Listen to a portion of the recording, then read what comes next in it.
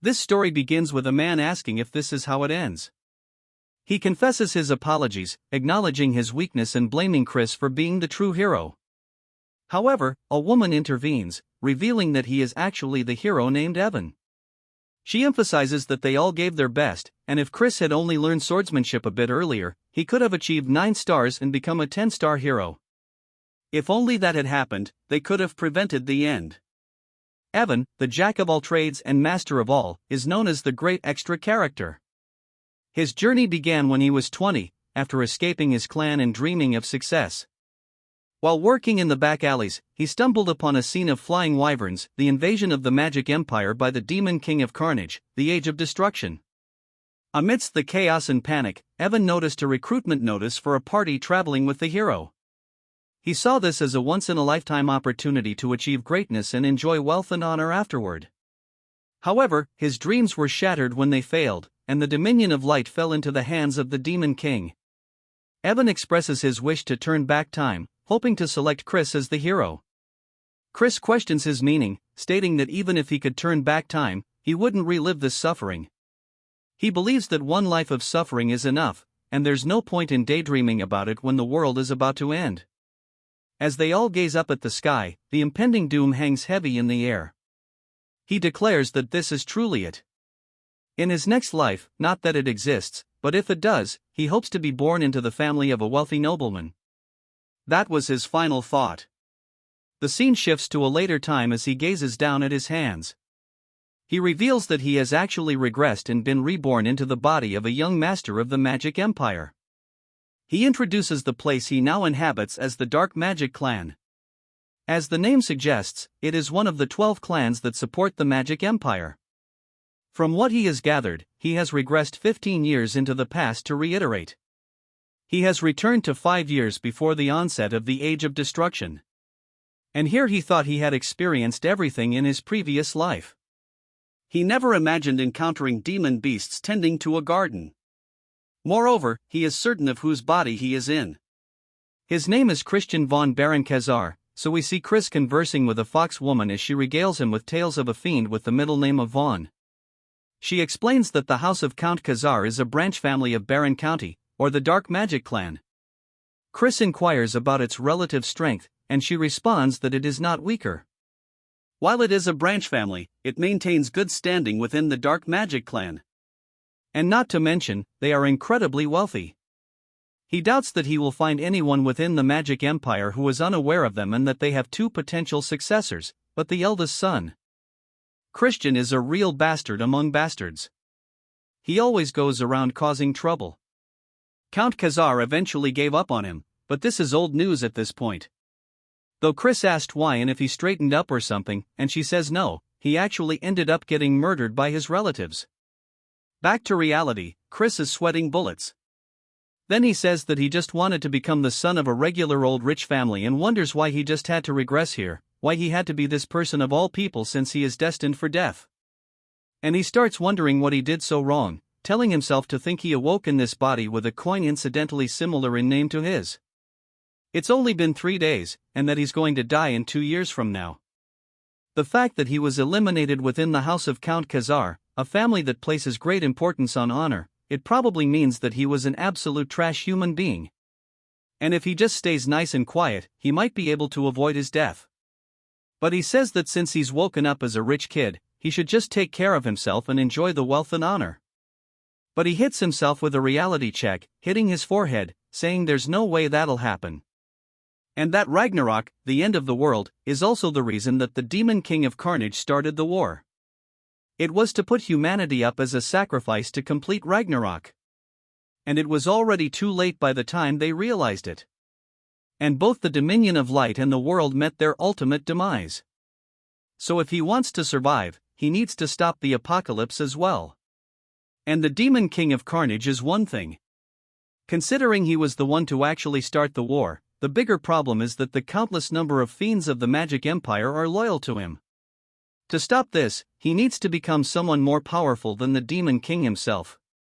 At this rate, there's only one way for him to actually accomplish this: he needs to become the Demon Emperor and sit at the pinnacle of the Magic Empire. He's been given 5 years before the Age of Destruction begins, and he might as well give it a go. And if he succeeds, this entire empire will become his. It then jumps to his father, yelling out to him, slamming on the table, saying that he told him to remain in his room and for him to reveal his face here after causing the incident not long ago. He must have a death wish. And if he acts out of line one more time, he will personally cut his head off. Chris says that Count Khazar sure is one intimidating dude, but Chris says that he came here to apologize for all the wrongdoings he's committed until now. Since if he wants to go forward with his plan, he needs to get rid of his horrible image. His father asks what he's saying, and Chris drops to his knees, saying that he is truly sorry for everything he's done and it'll never happen again. His father asks if he's really trying to get him to believe this only a few days after his last stunt. And if he's trying to mock him. Chris wonders what exactly he did. He's heard so many stories that he can't even think about what it could be. Chris says the fault for making him lose trust in him is his fault. However, 3 days ago, he also mentioned that he lost a portion of his memories. To reclaim those memories, he reflected on his past actions and has realized just how wrongly he's been living his life. His heart beats with the truth of it. His father says that he's heard his excuses countless times. Chris says that's right because excuses made with words alone mean nothing and that he will show him with his actions going forward. And that he would like to be sent to the punishment cave, and he will remain there for a month and show him a different version of himself. We learned that the punishment cave is a prison used for high-status fiends, and it is a place where not only is there no light, but all 5 of your senses are blocked. Even just a few days is enough to drain one's mind. However, it's perfect for him right now, and he needs somewhere to escape the gazes of others. His father asks if he's going to confine himself for a whole month inside of it because he doubts that he's even capable of lasting half a day. Chris says that he's well aware of how difficult a place it is, however, he thinks that that is the bare minimum for him to trust him. His father looks down at him, asking if he even understands how many times they've had this conversation. Each time he's only left him disappointed once more, but he'll play along and give him one last chance.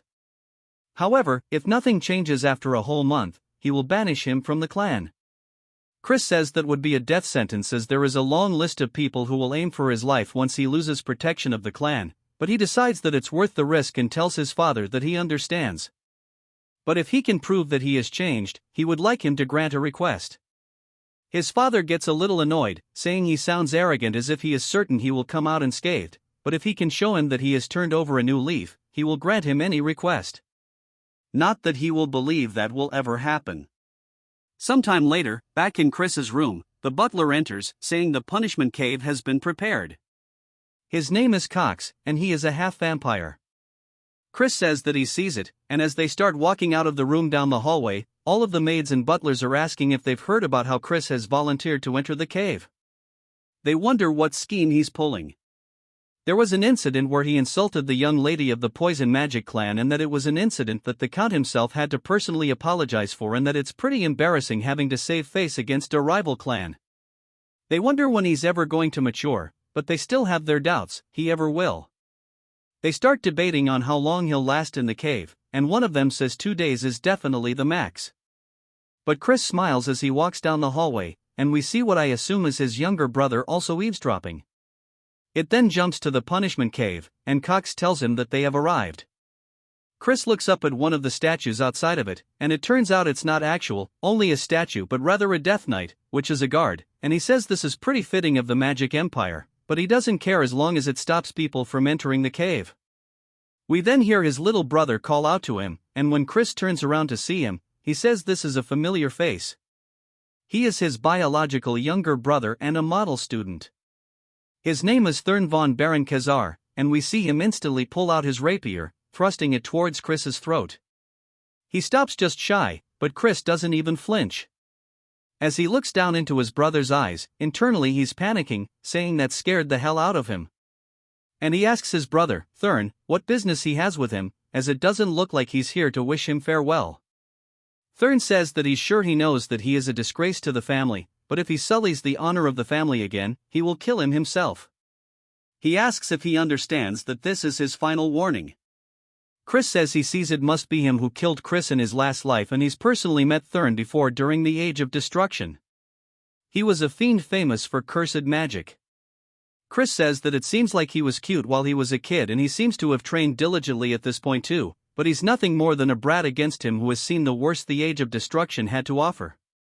As he tells his brother to remove it, Thurn asks him what he just said, and Chris says that he understands, so he should get going.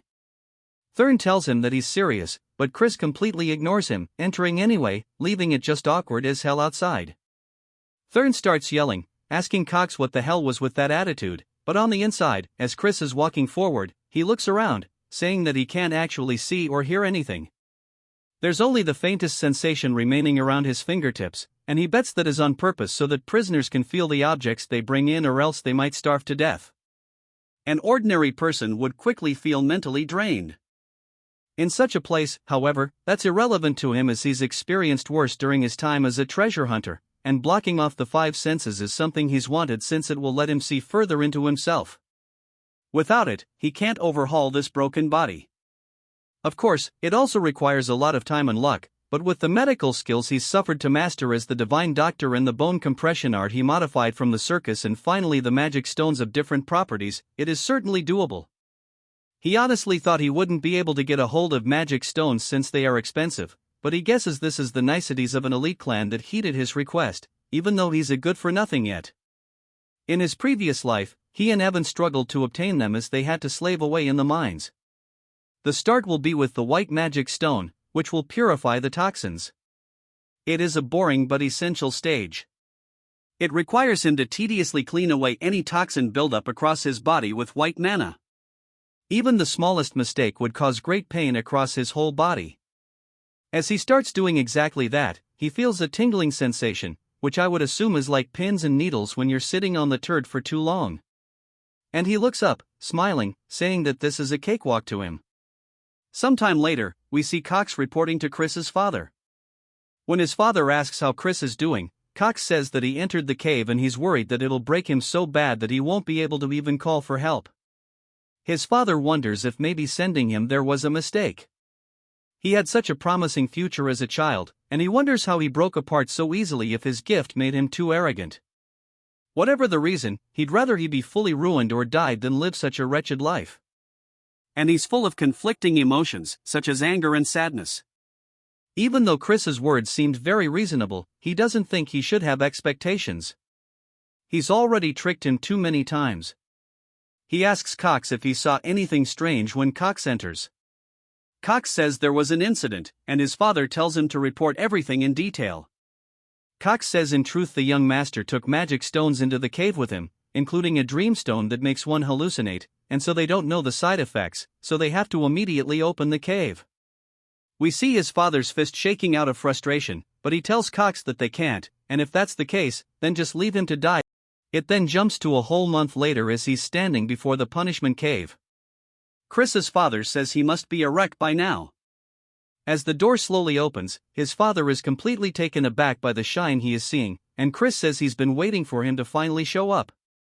He asks his father if he's surprised, and he told him that he promised that he would return as a changed man. His father starts to tear up, saying those are eyes he hasn't shown him since his childhood, and his father says this means he's actually endured it. Chris laughs, asking if that's a compliment, and his father tells him not to get on his high horse from something that's minor, as he doesn't trust him still. Chris says that just means he has to work harder, and he must think that he barely endured the cave, but that's not the case. Chris was so busy training that he had no time to be bored. Firstly, he made himself the optimal body so he could master swordplay, and thanks to the white monostone, each and every cell in his body was basically bursting with life. Furthermore, the Dreamstone was a game changer.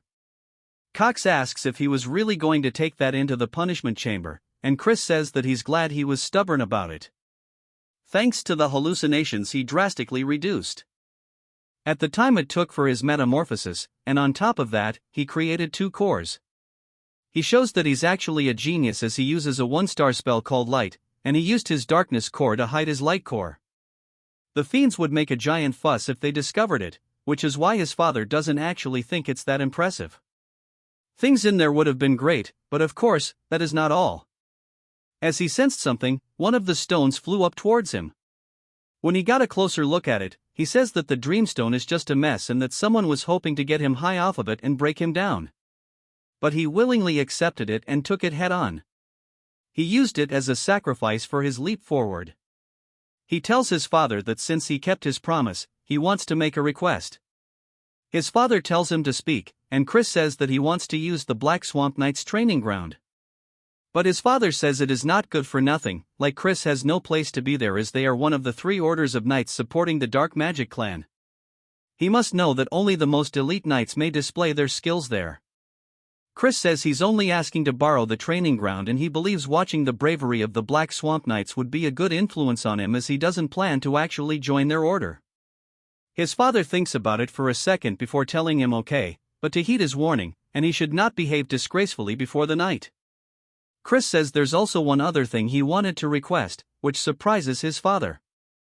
It then jumps to the training ground, and all of the trainees are glancing over, seeing Chris dripped out. They start blatantly bad-mouthing him, and Chris says it must be because they are in the magic empire where strength is more important than status. But there's one reason he came here specifically. We learned that his other request was about going to the library, and his father says he needed to get the Deputy Commander Melon's letter of recommendation. It's where a lot of House of Count Khazar's dark magic grimoires are stored. In order to learn dark magic, you must gain access. Chris says he understands and asks why he had a condition when he's still a member of the clan. His father tells him that he must have forgotten how he tried to sell the advanced grimoires on the black market. Chris wonders just what kind of life he lived before he took over it and that he truly is a worthless piece of, but Chris says that the most important priority right now is getting the deputy commander's recognition. He then looks up to spot Thurn and a lot of trainees surrounding him. As Thurn tells him that this isn't a place someone like himself can walk into, Chris says this is pretty troublesome but smiles, saying that he actually thinks this is going to be a perfect opportunity. Thurn then tells him once more that this is his final warning and to go back. He assumes that he doesn't want to throw away the life he's so narrowly saved in the punishment cave. Chris sighs, asking Thurn if he can really stand by those words as father is the one who allowed him to enter the training grounds. Thurn looks surprised by this and we hear somebody else say that she respects the Count's orders but she knows he's not very trustworthy. And we introduce Melon, the deputy commander of the Knights based off her dark energy. She's at least a 4-star and it seems like they intend to scare him off from the start, but he is used to threats like this. He bows, greeting her, and she's just surprised that he withstood her dark energy. He says that seeing as the deputy commander is stepping in, there's no helping it, and he'll prove that he is qualified to use this training ground. She asks how exactly he plans to do that, and he says that he'll fight against one of the fiends here and win. She tells him that his jokes have gone too far, but he says that he's not saying it as a joke. Instead, he would like to request that she refrains from using dark energy since surely she knows due to his debauched lifestyle his capacity for dark energy is far from what it might have been, and he'd prefer an unarmed duel if possible. Melon thinks to herself that even if it's just for a duel, they can't have the heir getting hurt, and this is pretty troublesome. She asks if he really thinks he'll stand a chance in an unarmed duel. Chris says that they'll have to see about it, and he wonders who he should pick as his opponent. He then snaps his fingers and says that they will probably make do. Then starts to get pissed by this, and Melon says that he should find a more suitable opponent as their level is a 2-star. Chris explains that a 2-star is a level no ordinary 13-year-old can reach if you don't possess the raw talent for it. It doesn't matter if you're 13 or 23, you won't even scratch the surface of the level of power. But of course, Chris is also not an ordinary bastard. He says that if he's going to prove himself either way, he should fight someone stronger than him. He thinks fighting them would be for the best and he asks them what they think. Saying surely he's not scared of his brother, they look pissed, saying that he accepts the duel. We then see all of them surrounding them, and they tell them to take the opportunity to destroy Chris, and if he doesn't do it properly, they'll have special training today. Chris asks Melon how they're meant to decide the winner or if they just go until the opponent surrenders.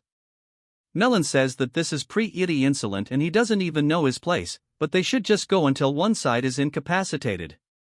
But she really thinks it would be a good idea for them to hit him by taking a leg or two.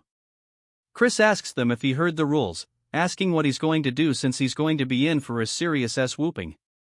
They start to get pissed by his taunts, saying that he'll make sure he never runs his mouth.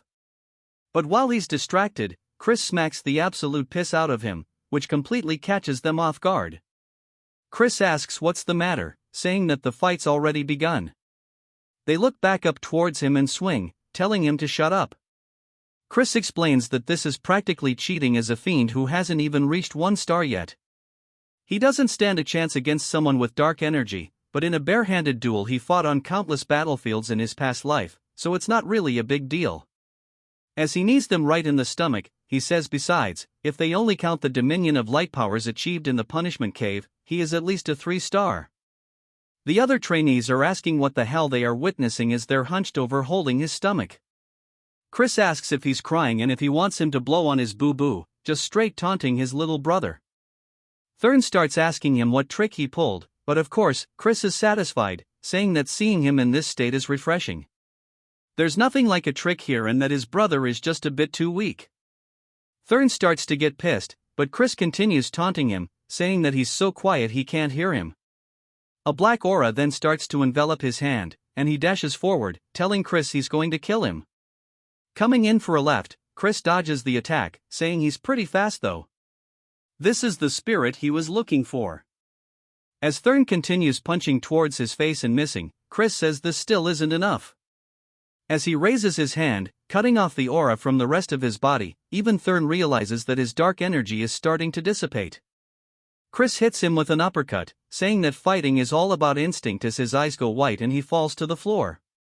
The rest all look surprised and they start wondering if maybe they let his guard down, saying that maybe he would throw his dark energy because he was worried he would hurt Chris, otherwise, it wouldn't make any sense. But Melon seems to have a better understanding as she's genuinely surprised. Chris says with this, surely he's proven he's qualified, and Melon says yes. Chris thanks her and puts on a calm demeanor, but in reality, he's just hella glad that it worked, saying that now he's going to devour everything, swordsman and magic alike.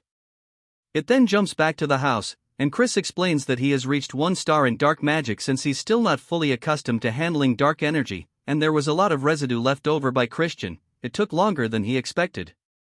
As for wielding the power of light at the same time, he'll need to raise his level further for that to be possible.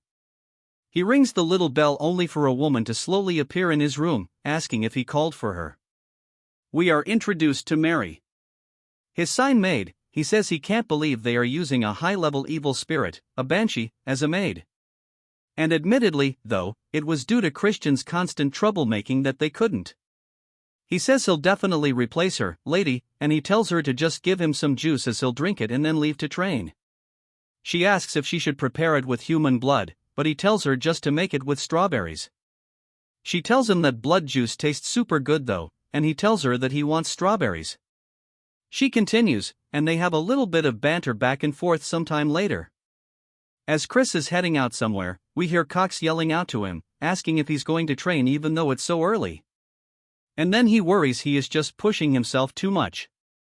Of course, he's pleased and proud that he's so diligent as he believed in him even when everybody else didn't. Chris says to get a load off this guy and then starts to release some killing intent, saying that he never asked him to believe in him and asks who he is to decide whether he should believe in him in the first place or not. Cox is startled and then apologizes for overstepping his boundaries and then tells him to have a good training session. As Cox leaves, Chris says that there's something really fishy about this dude at the training grounds now. Chris says that everybody here has way more doe-eyed looks than before and that now that their guard is down, he wants to try to win them over little by little. We see some bird dude watching Chris swing his sword, and he walks away towards a tent and goes to inform the deputy commander, Melon, that Chris has shown up again at the training grounds today. Melon just wonders what the hell he is planning and what that duel was about back then. Those movements were definitely impressive. But to think he would dispel his dark energy at that precise moment, she wonders if he saw through the battle. And if that's the case, then he might have the talent to surpass Lord Eskid de Baron, the direct head of the main family. But she decides it's probably not the case, as he's still just a bastard. Also, he has already lost his dark energy through his horrible lifestyle, and it's impossible for him to close the gap now.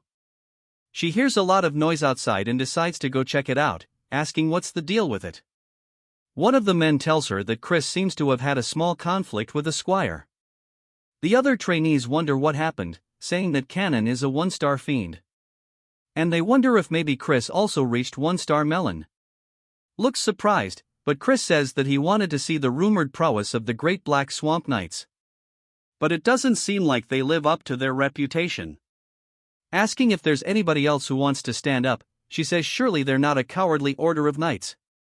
They start to get frustrated by this, and one man steps forward, introducing himself as Tauren. Chris says that they fall right into his trap, gesturing him to go ahead and attack. And Tauren leaps through the air with his sword overhead. Chris says he never expected them to obediently teach the knight's secret techniques to him. Since that's the case, he has no choice but to steal it this way. As he starts fighting back, Tauren's blade, he starts taking note of how they hold the sword in their footwork, saying that this is the mud swordsmanship he's only heard about in rumors. And he starts to mimic it, saying that maybe it'll work out if he does this. He smacks them straight across the face, causing him to drop his weapon too, but it's a huge surprise to Melon. Chris is just happy that he managed to pull off the technique as Tauren lays their face down, ass up. Chris sits on top of him, and everybody else says they can't believe he was actually strong, saying that his darkness core was ruined, so how did he reach 1 star? Melon realizes that this means she wasn't mistaken back then. Chris says this is disappointing and he had too much faith in the knights, and if their skills are this pathetic, he'd say it's all the deputy commander's fault. They start to wonder if they should stop him because he's crazy for taunting her, and Melon says she understands he's happy about his victory, but he's getting a bit too carried away. He says it's better if she shows him the skills of the Black Swamp Knights. She draws one of the training swords, swings it very forcibly right beside Chris, sending up tons of dust, completely shattering the ground beside him.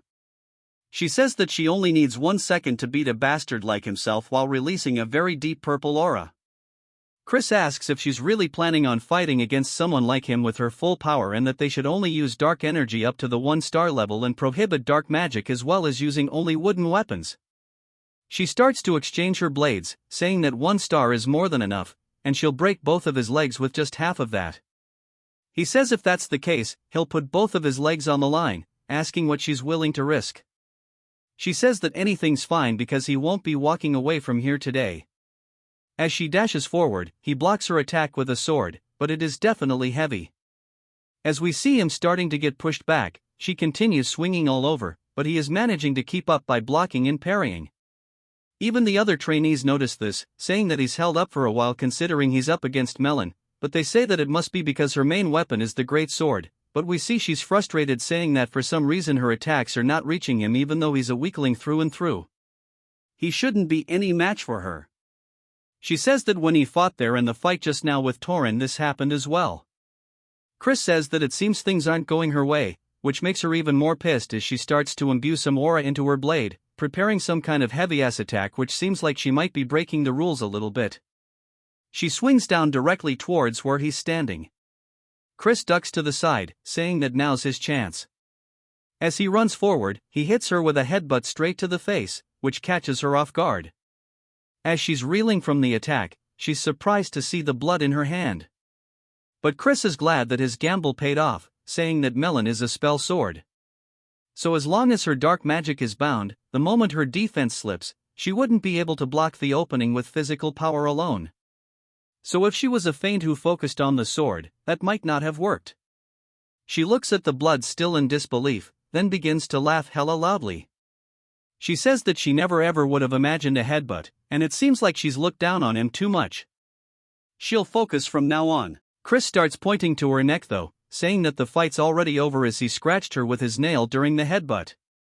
And if he had laced his nails with poison, surely she would have known what would have happened to her. She says that she accepts the defeat so to tell her what he desires, but in return, she wants the opportunity to fight him once more. He says if she wants a rematch, he'll have to grant a second request too.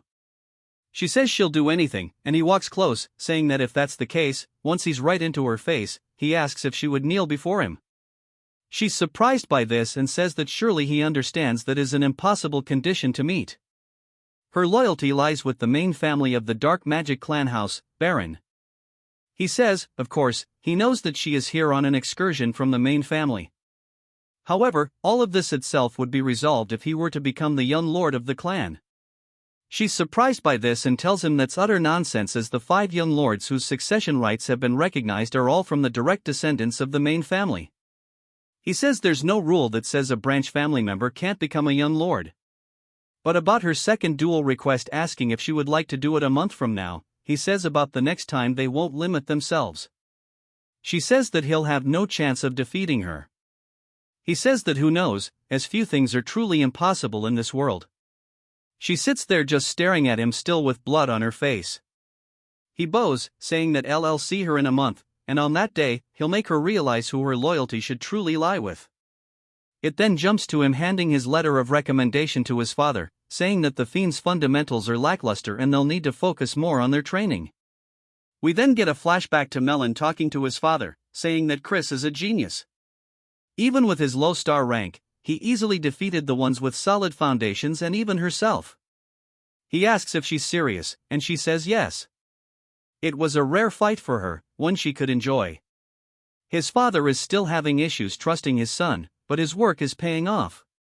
Chris asks if there's something on his face, but his father says it's nothing. But as promised, he'll grant him the key to the library. As Chris leaves, he says this was all he wanted, and he obtained the library key and even changed Melon's mind, and that Melon is a fiend from the main family of the Dark Magic clan. During the Age of Destruction, she was active as a 6-star high fiend. So if he wants to take control of the entire Dark Magic clan, he needs to make her one of his people. Of course, he hasn't completely won her over, but 1 month will be enough because he's a genius. And speaking of Count Khazar, the look his father had earlier was definitely one of pride's for his son, but he supposes that makes sense because even fiends have familial attachments, and maybe he'll even turn out to be a better father than the one he had in his previous life.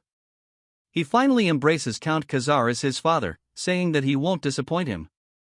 As he heads into the library, he says that there's blood magic summoning studies, curse studies, and they're all things that are forbidden in the Dominion of Light. He picks out one of the books, and as he moves it backwards, he sees Mary smiling at him, which causes the dude to die of a heart attack on the spot. He asks why the hell she's here, and she laughs, saying why else, as she was once the librarian at this place after all. She causes all the books to start floating around, then says that maybe he came here knowing this and wanted to monopolize her all to himself. He tells her to shut up, and she says that he's making her heart go crazy with such direct language. They continue their banter a little later. Mary tells Chris that the grimoire he has chosen contains a 4-star dark magic called Binding Seal, and as he is now, he won't comprehend it. Chris closes the book but tells her it's fine because he's a genius. She clearly doesn't think that's the case but pretends by saying that not only is he handsome but he's also a genius, and that's truly super. But he can tell that she's forcing it and tells her to stop doing it. She asks if there's a reason he specifically chose the book, and he says of course, as he needs to catch a rat. A little while later, as he's training with everybody else, he explains that the first potential rat is then no one in this house despises him more for being a good-for-nothing, and the second potential is Cox. Even though he's not a descendant of the clan, he has free access to the punishment cave, and fiends prioritize power over social status. Yet he circles around Chris, sucking up to him. It could also be a third party he is not yet aware of. Whatever the case, they want to see him in ruins, seeing how they provided him with a dreamstone in the punishment cave. He wonders if maybe he should act like the bastard they want him to be. And then whoever looks happy with him acting out would likely be the culprit. He screams, saying that this training is way too hard. And he leaves, telling them to have fun. And he quits. The other trainees wonder what's wrong with him. And then we see him breaking a plate at dinner. And his father yells at him. But Chris says the servant should have given him proper food to begin with, and he tells her to not just stand there and remake his food. His father seems disappointed, saying that he's a fool for thinking he's matured, and walks out of the room. Chris says he feels bad, but it's for the good of the family, so he hopes he understands. He worked hard to spread rumors that he'd return to being a bastard. He bullied maids while they were cleaning and wasted money like it was water. We see a wine glass being poured, and Chris asks Mary why she won't let him drink the wine. She tells him that he's doing it right now, though he says he can tell it was non-alcoholic. She says that since he's underage, he can't be drinking, and he asks why that matters since he's still good for nothing. She asks if he's decided to be a bastard again, saying that's fine. Even so, because she'll stay forever by his side, he says it's like he told her he's just trying to catch a rat. As we see a spell forming in front of him, she's surprised to see he already met and mastered the binding seal. He does his best to play it off, saying that he told her he's a genius and he modified it to be usable even at a lower star level. He hasn't been just goofing off, he's been working hard at mastering various spells. She wonders if maybe he's truly a genius. Then, she slams the door open. Chris says he needs to act drunk quickly, asking her what he's doing here. Then, she asks if this is the best he can do, as he thought he had truly changed for the better. Chris can tell he's angry, and he decides to cross him off as a suspect. He smiles and tells her that he thinks there's a rat hidden in the house. Then, she asks what he's talking about, and Chris says someone wishes to see his downfall and he intends on dancing to their tune for a while. Then, she asks if he's really saying it's all an act, and Chris says yes, even the wine is fake. As she smells it, she can tell it's not alcoholic. Asking who the rat is, Chris tells him that it's hard to say right now, but they should take the bait anyway. Now, as he throws the wine bottle to the ground, one of the butlers runs in, asking if something's wrong. Chris says this isn't the wine he asked for and to bring him another one. The butler tells him that Cox is currently preoccupied, and Chris says that he guesses he needs to pay him a visit. While still acting drunk, then says he's playing this role too well. And then it jumps to Chris slamming a bottle right in front of Cox's face. Cox asks what brings him here, and Chris pours the bottle over his head, saying this is not the wine he asked for. Wondering if he's looking down on him, Cox says, of course not. Asking if he wants him to go get someone to fetch a proper one immediately, Chris says no, telling Cox to go grab it himself. Cox, clearly frustrated, says that he's in the middle of something. Chris asks if he's going to work like this, saying that he needs to go change anyways.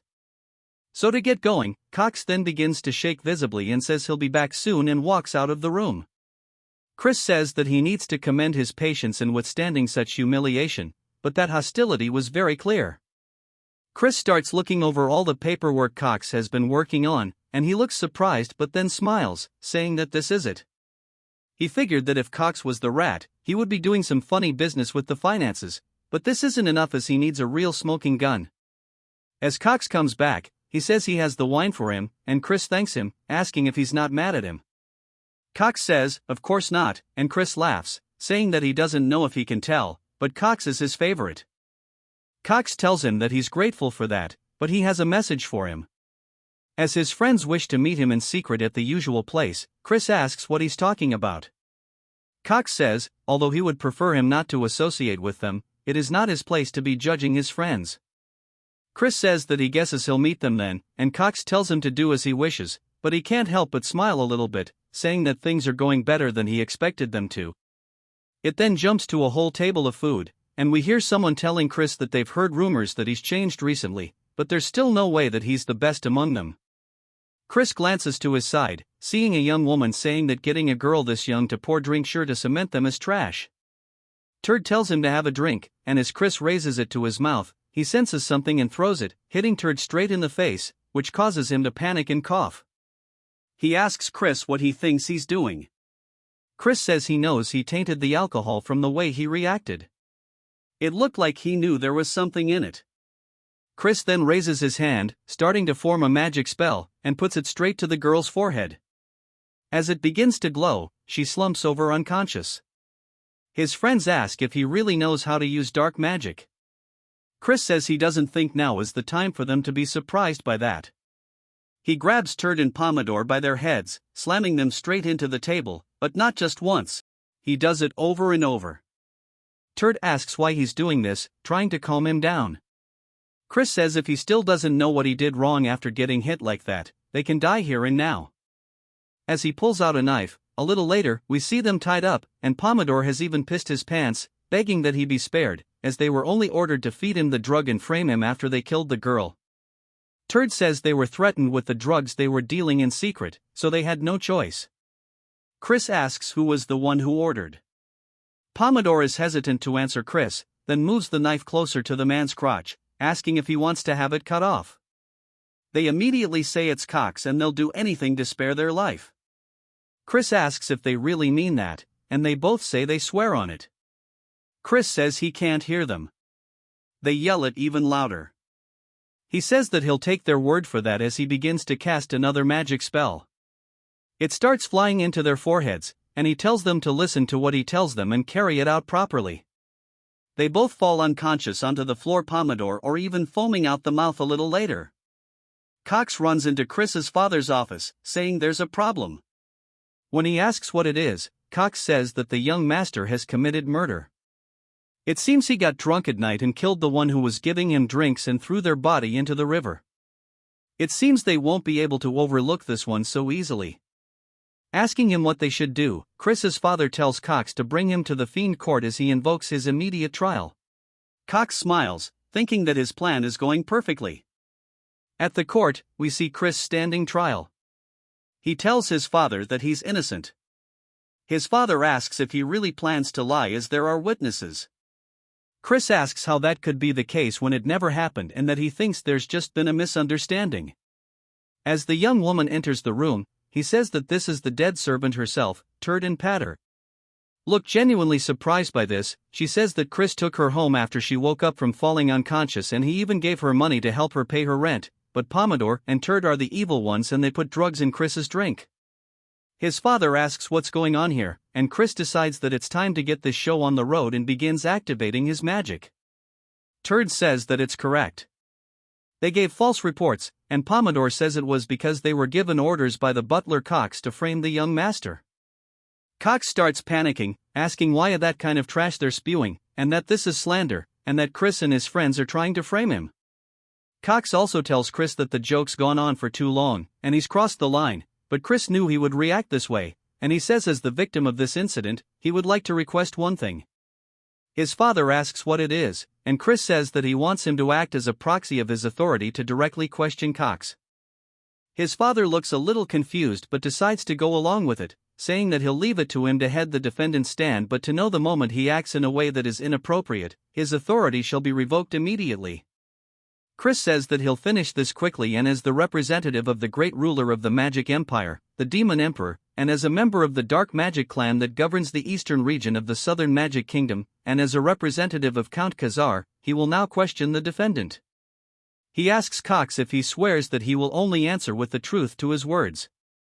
Cox says that he will, and Chris says that as a representative of the Demon Emperor, he asks if he swears to only answer the truth. Cox says that he does, and then a magic spell begins to float towards his forehead, causing him to hold his head in pain. He wonders what the hell is going on. Others start to recognize it as the binding seal. Asking how Airbrat could use a 4-star dark magic, Chris says that this was modified so it could be used at a lower star rank. However, it has additional conditions, and that is he needs the target to swear twice, and that Cox has now fallen right into his trap. Cox asks him what he just did, and Chris says that he just swore that he will answer with nothing but the truth and asks what the reason he hired his friends to slander his name was for. Cox's head starts to feel hella painful as he lets out a scream, and he says that he received an order and that there was a man who knew of his corruption and threatened him, telling him to ruin the young master. This is why from when he was young, he has been sabotaging him. Chris says that by corruption, he's talking about the embezzlement he's been committing for quite some time, and he's already seen through that as well. He leaps down, asking Cox who gave him the order. Cox says that if he says it, then he'll be in a bad position, but Chris uses the binding spell, telling him to speak now. Cox says that it was Sir Escott and that it was the second son.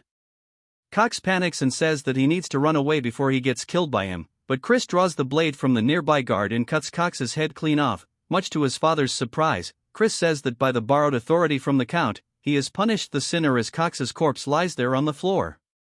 His father asks why this was the decision he came to, and Chris says that had they left Cox alive, the main family would have fabricated evidence and covered up his incident. They cannot be indulgent with him furthermore. He intends to ensure that everyone remembers the truth of it and that he should try to sabotage him.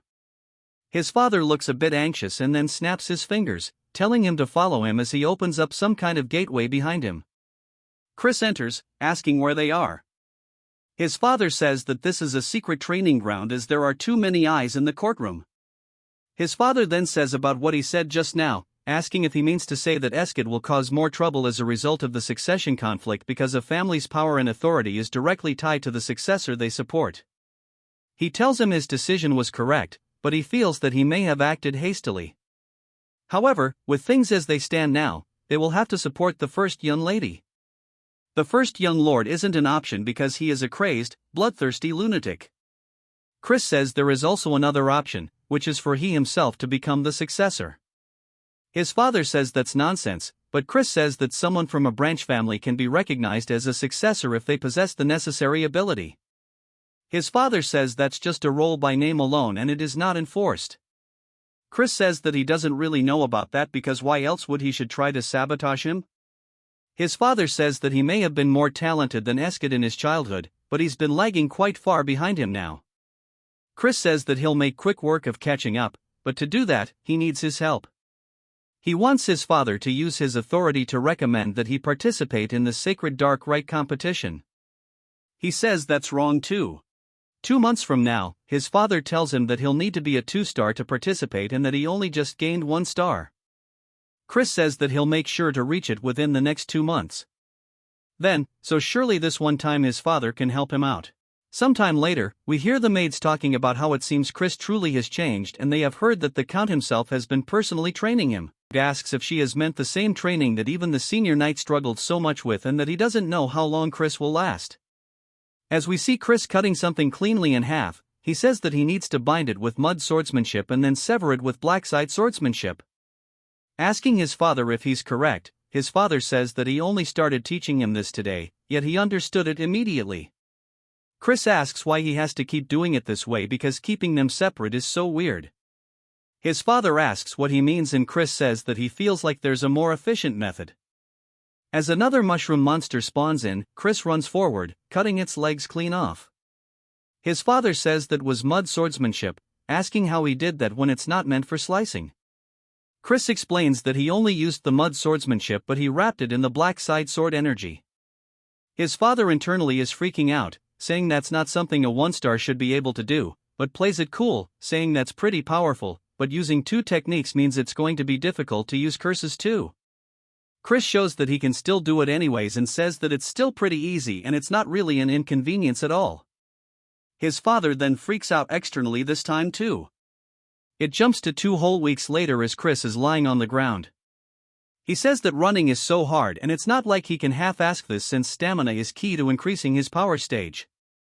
We then hear Melon asking if he's already exhausted as the duel isn't far off and she's eagerly waiting for the promised day to arrive, he says. She always has such an intense presence, and that he's doing his best to meet her expectations. She says that she's aware of his growth, but he's still a 1-star, and he'll never get her to kneel before him. He says that he's sure it would happen and he's sure he'll learn something through the duel, so it won't be for nothing if it doesn't. She laughs, saying that he's still full of energy, and she hopes he fights past his limits and entertains her. He says that she is currently an upper 4-star. We learn that in a single stage, there are 3 separate tiers, lower, middle, and upper. As an upper 1-star, he is way below her level. However, he comes from a rich family, which means that he's a wallet warrior. As he enters his room, he asks Mary if she's finished packing his bag for the outing, and she says, of course. And that's since it's their first outing together. She made sure to dress to impress. He says that he never said that she was coming with him, though, and she laughs, saying that he must be worried and she's going to get a heat stroke from this. And that he shouldn't care because it's her pleasure to serve him. He asks how a banshee is meant to get a heat stroke in the first place. He recalls asking his father if he could change to a human attendant, and his father says he cannot since he made a contract with Mary. And that a high-ranked banshee cannot be managed without a contract. And he asks his father if he could even tell him how to avoid the contract then, and he says that it's going to be him sharing a very deep kiss with Mary. Chris says that he can't believe Christian did this in the first place. He tells Mary that she can't come with him as he's headed to a place with lots of people. She looks so sad, saying that she was looking forward to going out. He says that it's just her spiritual energy might injure people.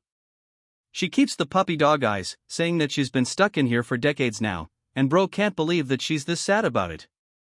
And folds into zero pressure, saying that he came along, but she just shouldn't show up around others. She says that he truly is the best being, all excited, and he tells her just to follow him. She asks where they are going, and he says that it's somewhere he can make a profit. She reminds him that he already has a lot of money, and he starts dropping his coins on the ground. He tells her to stop doing that. She says if he's not going for money, then maybe he's going for land ownership. He says that's wrong too. She asks what it's for then, and he says it's for something he used to use before. We see them in the carriage saying that he's late. Chris asks what he's doing here. Then, he says that he's here to watch over him in case he begins to behave like a bastard again. Chris tells him not to worry about it as he's merely on his way to go gambling and nothing more. He says they're fiends, so it's a given that they're close to alcohol and gambling. Gambling is something even the Demon Emperor recommends, and there's a reason that's legal. Then, he says that he should follow him there. Then, Chris asks if it's perhaps because he's worried about his big brother. Then, he freaks out, asking why he'd be worried about him. He's just concerned that he'll dishonor the family. Chris says that he was thinking for a little nerd like his brother. It'll probably be too stimulating anyways. Asking if he even knows the rules, then he says that gambling is just card games and that he's going to flatten his nose if he keeps yapping like this. Chris says that sounds so scary and says that he's going to show him that he's a pushover today. They finally make it to where they're going, and it's just a big grand building. Even Mary looks super duper impressed. Then, he says that he didn't know a building could look like this. Mary says that her heart is starting to flutter. Chris tells them to stop acting like country bumpkins and to put this on as he hands a mask to Thurn. He tells Mary that she needs to hide so people can't see her. He also wants to whisper something to her. He starts doing so as she listens, and she says that she'll go do as she's ordered and disappears. Then, he asks where he sent her. Chris says that he shouldn't worry about it and they should go in already. As they enter the area, people start to look over towards them as they walk by their tables. Some of the gamblers say they can't believe people so young would enter the lion's den on their own. Chris says that he wants to make a bet with Thurn on who wins. He'll make more money in an hour, and if he wins, he'll call him older brother for a month. Then he asks if he's serious, and Chris says yes, but if he loses, he'll have to call him the Honorable King Emperor Majesty brother. Then he can't believe he said that with a straight face, and Chris says that there's no need to do it if he's scared and offers him some money. Then instantly snatches it, saying that there's no way he'd be scared about this and that he's going to be going first and show him how easy this is. Sometime later at a table, a man is saying that it's Chris's victory and for being young, he plays quite well. He's sure that he's going to earn a lot. Chris says that when you're first starting out, they let you win a reasonable amount by instigating the overconfident player. They aim for the moment their prey bet's too big, and he knows exactly how these common works. Of course, we know there isn't so familiar, so he falls for it. Chris says that he's already caught in their trap and he tells him that he should just go back home and sleep. Then he says that he's definitely losing money too, and Chris tells him that he's only lost 500. Then he says that he only lost about 1,000, and everybody starts laughing at the completely justified crash out. Chris says that it looks like everybody here has marked them as a loser, and he's sure conmen will try reeling him in soon enough. Then he asks if he's going to continue. Then he says he will and throws the money out of Chris's hands. Chris says that he's the one who tried to stop him, but he wants him to lose tons and become the perfect bait as that's the plan to begin with sometime later. As then sitting at his table looking at his cards, we see people cheating as they actively see what's in his hand, and Chris spots them. They tell him saying that this is perfect. Mary then appears behind Chris saying that she found the people he mentioned. He says that she did a good job while he's freaking out. He's low-key rising up. Mary a little later they arrive and Mary says this is the place. Chris tells her to open the door, and she does so. As they enter the room, the people start freaking out, asking who he is. Chris takes off his mask, saying surely everyone knows of him. They ask what business he has here, and he tells them to call their master over. A man then starts being a kiss-ass, asking Chris if he really came to visit. And we are introduced to Grant, the master of the Glee Merchant Guild. And while he may be known for his talent as a merchant, there's just a little bit more to him as he's actually the owner of the casino too. Chris says that he wants to have a conversation in private, and Grant asks what it could be about. Chris says that he conned his younger brother, whom he cares deeply about, and yet dares ask him what he's here for. Grant says there's no way asking if that sucker in the tiger mask is his brother. Chris says he's corrected as Count Khazar. Then Grant says that he assures him that all he does is run the casino, and the others do have no relation to him. Mary then gives him some absolute nightmare fuel. She immediately apologizes, saying that had he known he was the son of the Count, he never would have done it. And a please show mercy. Chris says surely these aren't empty words. Grant says of course not. He shall compensate him, asking how much he wants. Chris says he wants 1,000,000 rupees, which surprises Grant because there's no way they have that much money on hand to do it. Chris says that 200,000 would be enough, and Grant asks if that's really all it'll take. Chris says there's something else he'll also need to give him too, and Grant asks what it is. A little later, we see him looking at brand new equipment, and Mary says that she didn't think he would use the 200,000 rupees to purchase gear, and that truly is a super scheme. Mary says that the sword that he got is a bit strange, and we learn that it's called Grenade, and she knows that's the holy sword that a past hero obtained by offering up his soul. And she heard that many fiends want it because it's something that the hero used after his fall, but now it's all rusty. Chris tells her that it's okay because it's part of the plan and hands her a necklace, telling her to take it. He saw her staring at it before and to just treat it as a gift. She looks so surprised, and he says that it seemed like she would never be able to put her regrets to rest if she didn't get it, so he's giving it to her so that she can move and find peace quickly, telling her not to misunderstand. She says, before she died and even after she did, this was her first time receiving a gift, and she thanks him. Before he gets caught up in the feels, he tells her they should hurry home. She gives him such an absolutely warm smile that she says that she shall put her whole heart into it as thanks, and from now on she shall make it for him, and that from now on she shall make him blood juice that's even tastier than before. As they walk home, he says that he doesn't want to drink something like that, and they continue bantering.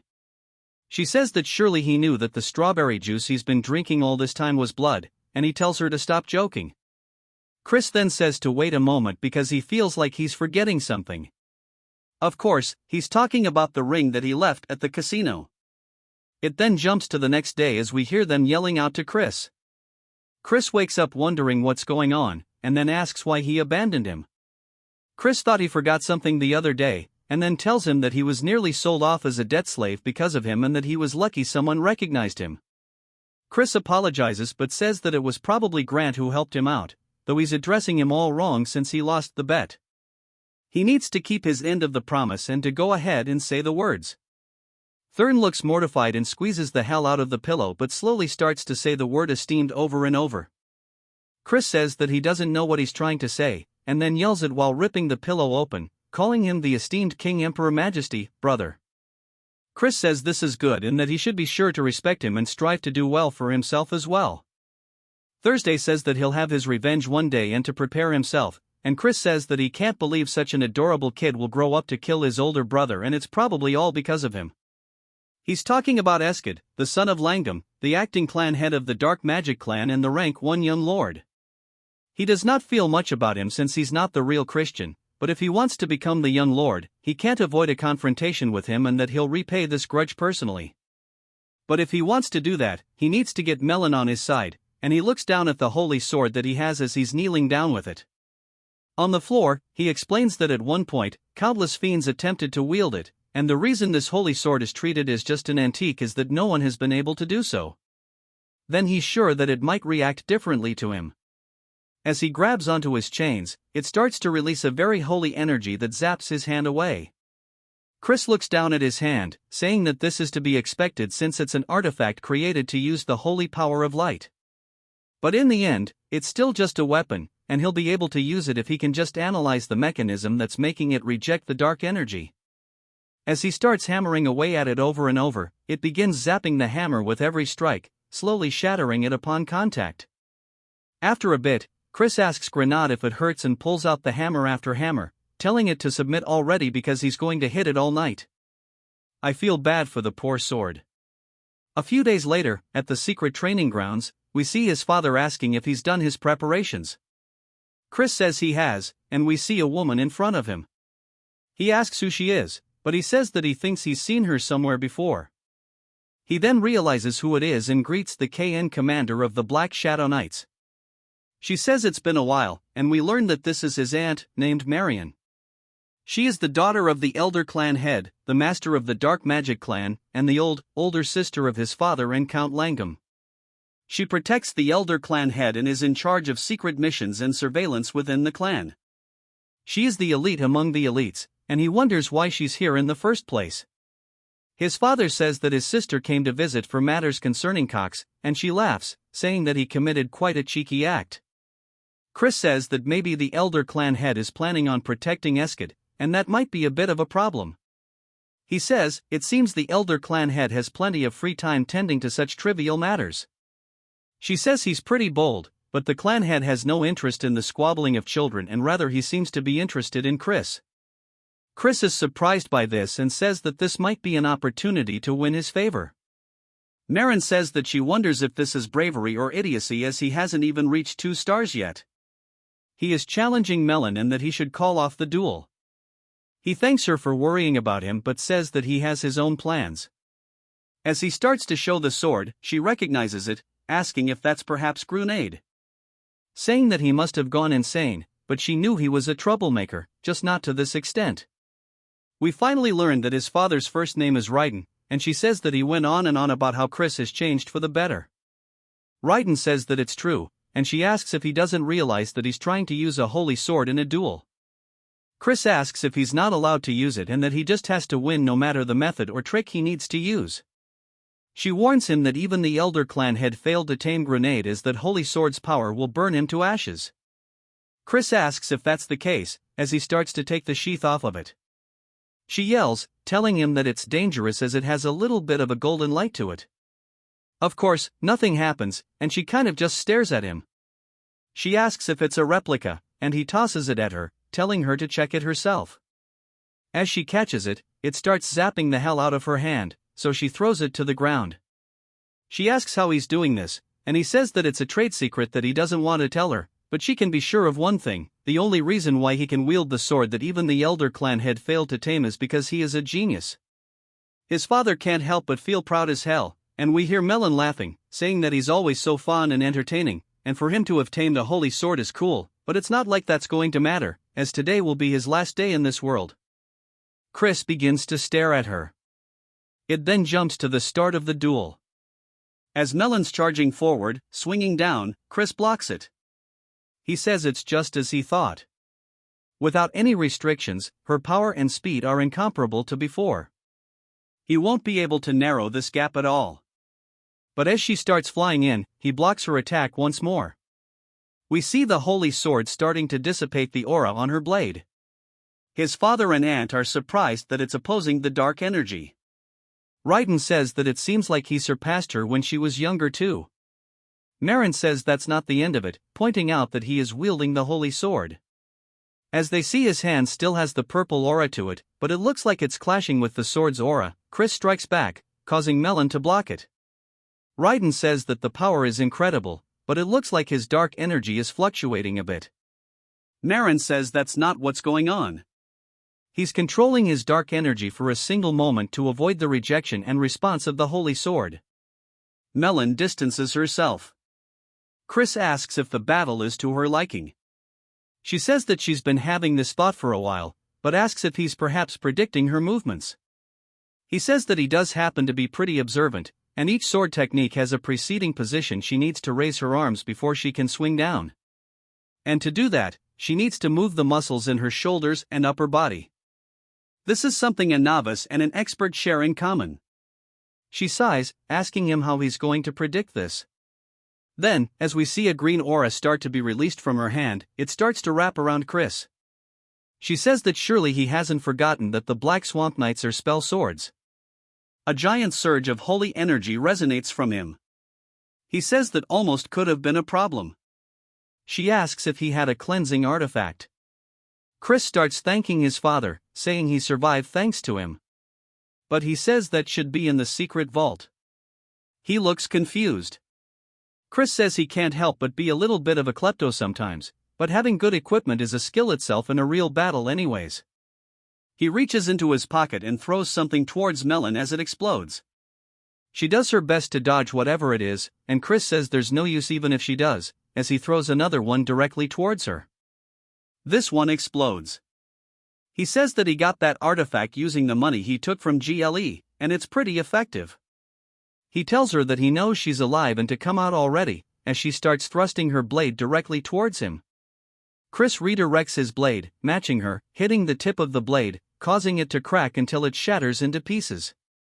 Raiden says that he wondered why he threw that corrosion marble into the air and that it's just like he thought. His son truly is a genius. Melon then starts walking forward, laughing, and then even begins to smile, saying that this is way too fun. Asking what he's going to use next, Marin says that Melon has lost her mind and they need to stop her. Chris starts to lean backwards and then raises his hand, deflecting her attack with the most minimal of movements. He then immediately pivots his foot, getting behind her, putting the blade to her throat. And then it surprises her, and he says that it looks like it's his victory. Asking if she was satisfied with this, it even cuts her cheek a little bit. His father still just looks super proud. "I love this guy, Melon." Then laughs, saying if he's genuinely asking, that she can't even calm down anymore. He then says that he wants an answer to his previous request as soon as possible. Although it was his victory, he will show respect, etc., if she wishes to refuse, as loyalty isn't something that can be obtained by force. She asks if she continues to stand by his side if he'll fight her like this in the future. He grabs her hand, saying that he'll fight her as much as she wants it. Then jumps to later, as Marin is looking out at the sunset. She says that him wielding dark energy like that is something special. As we see a man throwing the holy sword onto the ground, says he refuses.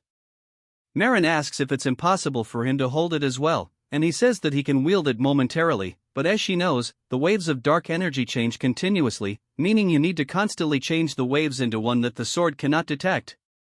But there's no one who can do that in a real fight.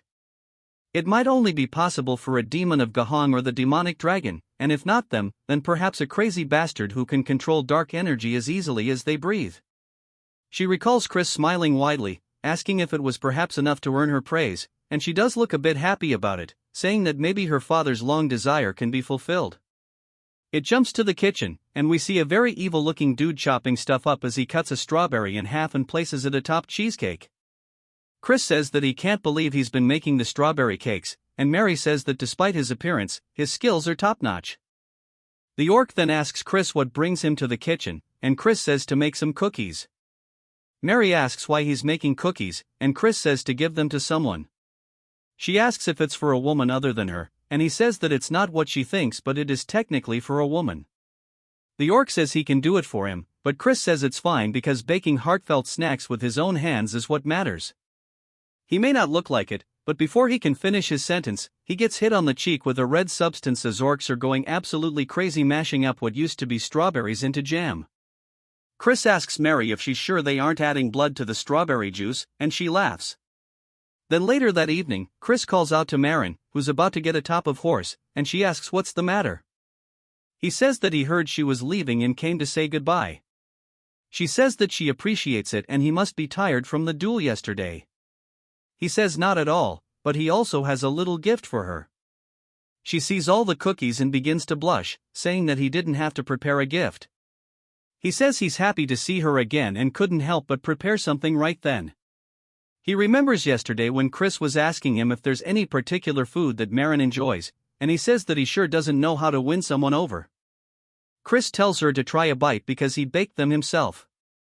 She asks if he really made these and starts munching away and realizes that this turd is actually gas. She tells him it's very tasty, and he says that he's glad she likes them. She says that she must give him something in return for this fine gift, asking if there's anything he wishes for. He says that he wants her to become his true aunt from now on. She says since they're already related by blood, he's sure there's a deeper meaning behind his words. She asks if he just wants to have her support in the upcoming succession conflict. She sighs but says unfortunately she cannot grant him that request as he may know adults from the main faction family must be impartial towards the candidates as that is the rule. He says he was merely making a genuine request as he wishes to become closer with his aunt. She asks if he really has no other intentions, and he says of course. If she cherishes him and secretly offers to help, there's no way he'd be able to refuse it. She laughs, starting to eat cookies, saying that she does not dislike his honesty. But since her nephew bakes such delicious cookies and gifts them to her, she can't help but cherish him. He thanks her, and she asks if she can have more cookies next time. Raiden sits there tearing up since he finds it so wholesome. Chris says that if she makes him sad, he might soar and be unable to recreate this taste. Saying surely she understands what he means, she sighs and looks happy and asks what he thinks about joining the Black Shadow Knights. He goes to explain it and says something to her, but she cuts him off. She says that he was exceptional in the duel against Melon and he may even be a greater prodigy than the Elder Clan head. However, his rivals won't be easy opponents, and she's worried that he may wither away before his talent has a chance to bloom. He says if he fails to climb up and over the mountains in this way, he wouldn't mind dying. She looks surprised by this, and he says that he appreciates her concern, but he does not think that he will lose again. She's amused by his confidence and says that for some reason, if it's this child, she'll believe him. She says that she cannot stop him from walking down this path, however, she wants to offer him a piece of advice. She tells him to be wary of the first young lady. Raiden asks why he should be wary of Juliana, not aside from the fact that she is the most gentle of the 5 young lords. Marin says that he will soon come to understand why, and Chris thanks her, saying that he'll keep it in mind. She smiles, saying that she'll see him next time, and rides off. It jumps to Chris laying down in bed thinking about something. He says that both his father and an aunt are powerful as they've reached 6-star after a lull, but he still didn't hear much about them during the Great War, and he wonders just how many powerful combatants there are in the Magic Empire. As there must be enough to overwhelm the Dominion of Light at the very least, but he doesn't want to repeat the past this time around. So, he must get stronger faster. We get a whole 1-month time skip, and Chris asks his father if he called for him. His father says yes, as there's something he meant to tell him, but then is surprised by something, asking Chris if he's actually reached 2 stars already. His father says to achieve such a growth in only a month is crazy. Chris says that he doesn't know why he's surprised, as he promised him and asks what. He wanted to talk about calling him here alone at this hour. His father says that he got word from the main family. He submitted both him and Nen as candidates for the Sacred Dark Rite, but they only approved then. He sighs, saying that the reason being was that of his frivolous spending, womanizing, thievery, and even drunk and destructive property. He can't refute it because it's all true, bro getting punished, but his father says that he can't believe they're looking down on his son. Chris asks if Count Langham made this decision. His father says no, the Count didn't have much to say after misdeed. However, it was Lion de Baron. He's a direct descendant from the main family and the star of the upcoming Sacred Dark Rite. The Sacred Dark Rite itself is a ritual where candidates take in pure darkness from the negative dimension. Since the amount is limited, candidates participate in a quasi-deathmatch to decide on hierarchy. Candidates who rank higher end up taking more darkness for themselves. And it ends up playing a tremendous role in being selected as the Young Lord, a successor to Clan C. If Lan is victorious and monopolizes darkness, then becoming the 6th Young Lord, achieving his goal, will be much harder. If that does happen, his father says that he'll talk to them again. And if all else fails, he'll even request help from Marin. Chris says that's not necessary as he'll figure things out himself. His father says that he knows he's talented and that he has changed, but he can leave the matters to the adults, bro really is just trying to be a good dad. Even Chris can see it and says that he appreciates his feelings, but he tells him that he has his own methods. Bro is cooking up something nefarious. He asks if any children of Count Taraman's house will be participating. His father says yes and that his 3rd son will be there. And that scoundrel sided with Lone, saying that he had no right to participate in the Dark Rite and he's merely a trickster who can only control demon beasts. Chris says he's surprisingly a nice father and he tells him to calm down as he simply needs to prove himself to them and that the Traman should be hosting a black pill hunt soon and he'll participate as a herder. It then jumps to what I assume is the main estate of the house. We hear Marion saying that she has personally checked on Christian as per the clan head's orders. He asks how he was and she says that he was incomparable to the others. The elder says that he finds that hard to believe, and the child he remembers was a brat who thought himself to be a genius when he was nothing but a false prodigy. She says that he's clearly different from before, and the elder says in that case he asks if she believes that the child could fulfill his long-desired wish. She explains that this wish is why her father has lived on, even refusing death through heaven-defying magic. She tells him that she cannot say, but he might be the closest to what he desires. He laughs, saying that's pretty interesting and he shall keep his eyes on him, and his participation in the upcoming sacred dark rite is unlikely. Asking if that's correct, she says that's the common consensus within the clan. Asking if he will intervene, he says that he cannot step in over such a trivial matter. Asking how someone could call themselves a fierce beast without being able to overcome such a small trial, she says that he may be a fierce beast, but he's still just a child, and she believes he should be given an opportunity to receive darkness and awaken his potential. He calls out to her in a very stern voice while glaring at her, and she realizes that she's overstepping her boundaries. He says that he's always been such a man and he's harsh to those he holds expectations for. He says that since she's willing to go so far for him, she must have taken a liking to him. He then summons someone called Blood Drinker. As he appears in the room, this is the head butler of the dark magic clan named Simon. Asking if he has been called for, he says he already knows. Simon heard it all, and Simon says that he's dead. It just needs to observe the little bastard this time around. The elder says that's correct and that he wants to know everything he does leading up to the sacred dark ritual. Simon says that he understands, but he has one question, asking if he can pull a small prank during his monitoring.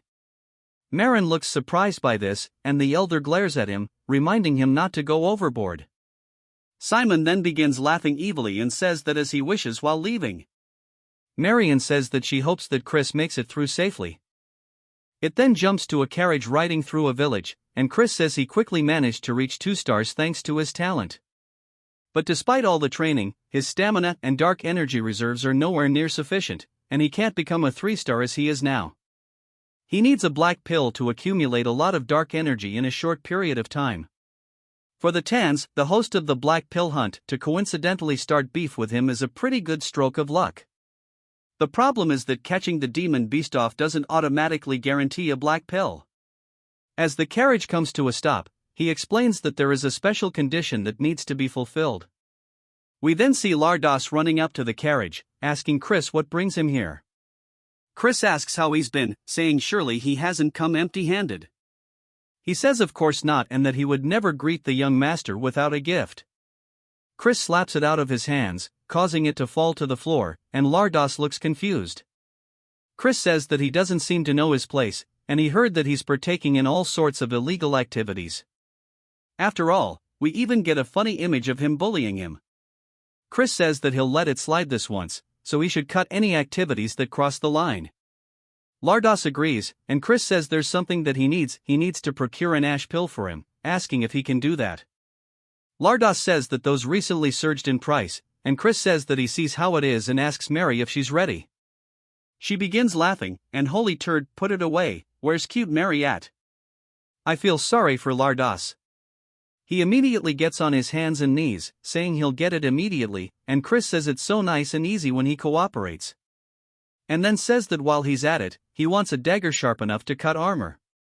Lardos looks confused, and Chris leaves. Poor guy, but he is not a good person, don't forget that. As they're heading back, Mary asks if it's time to go home, and Chris says that there's still one more place he needs to visit. He sees a potion store, telling the coachman to stop here, and he enters. He starts looking around the shop, saying everything that he'll take, and Mary asks what he's doing all this for. Chris says that he has a use for it, but she asks what use he has for an aphrodisiac. And she starts getting the wrong idea, they're kind of staring at him, and Chris starts to sweat nervously. Then she starts to think that maybe it's time for the both of them, but he tells her it isn't, and she says that she understands. He yells, saying that he said it isn't and that it's not for him, it's for someone else to use. She slyly locks in on the JoJo pose, asking if it could be for the Count. Chris nods his head, and the shopkeep also understands because Raiden's age is getting ahead of him. Chris tells the shopkeep that for the Count's honor, he must absolutely keep this a secret, and he says that he'll be careful. It then jumps to a little bit later, and we see Thurn greeting Chris. Chris says to repeat his title and starts talking to him, and he hits the whole thing. He says that he heard the black pill hunt is dangerous, so he should avoid getting hurt. Chris asks if he's worrying about him, and he says that he's just worried they won't have a proper duel. And of course, bro just hella embarrassed. The Count says that he should make sure to flatten those House Tyramin bastards' noses.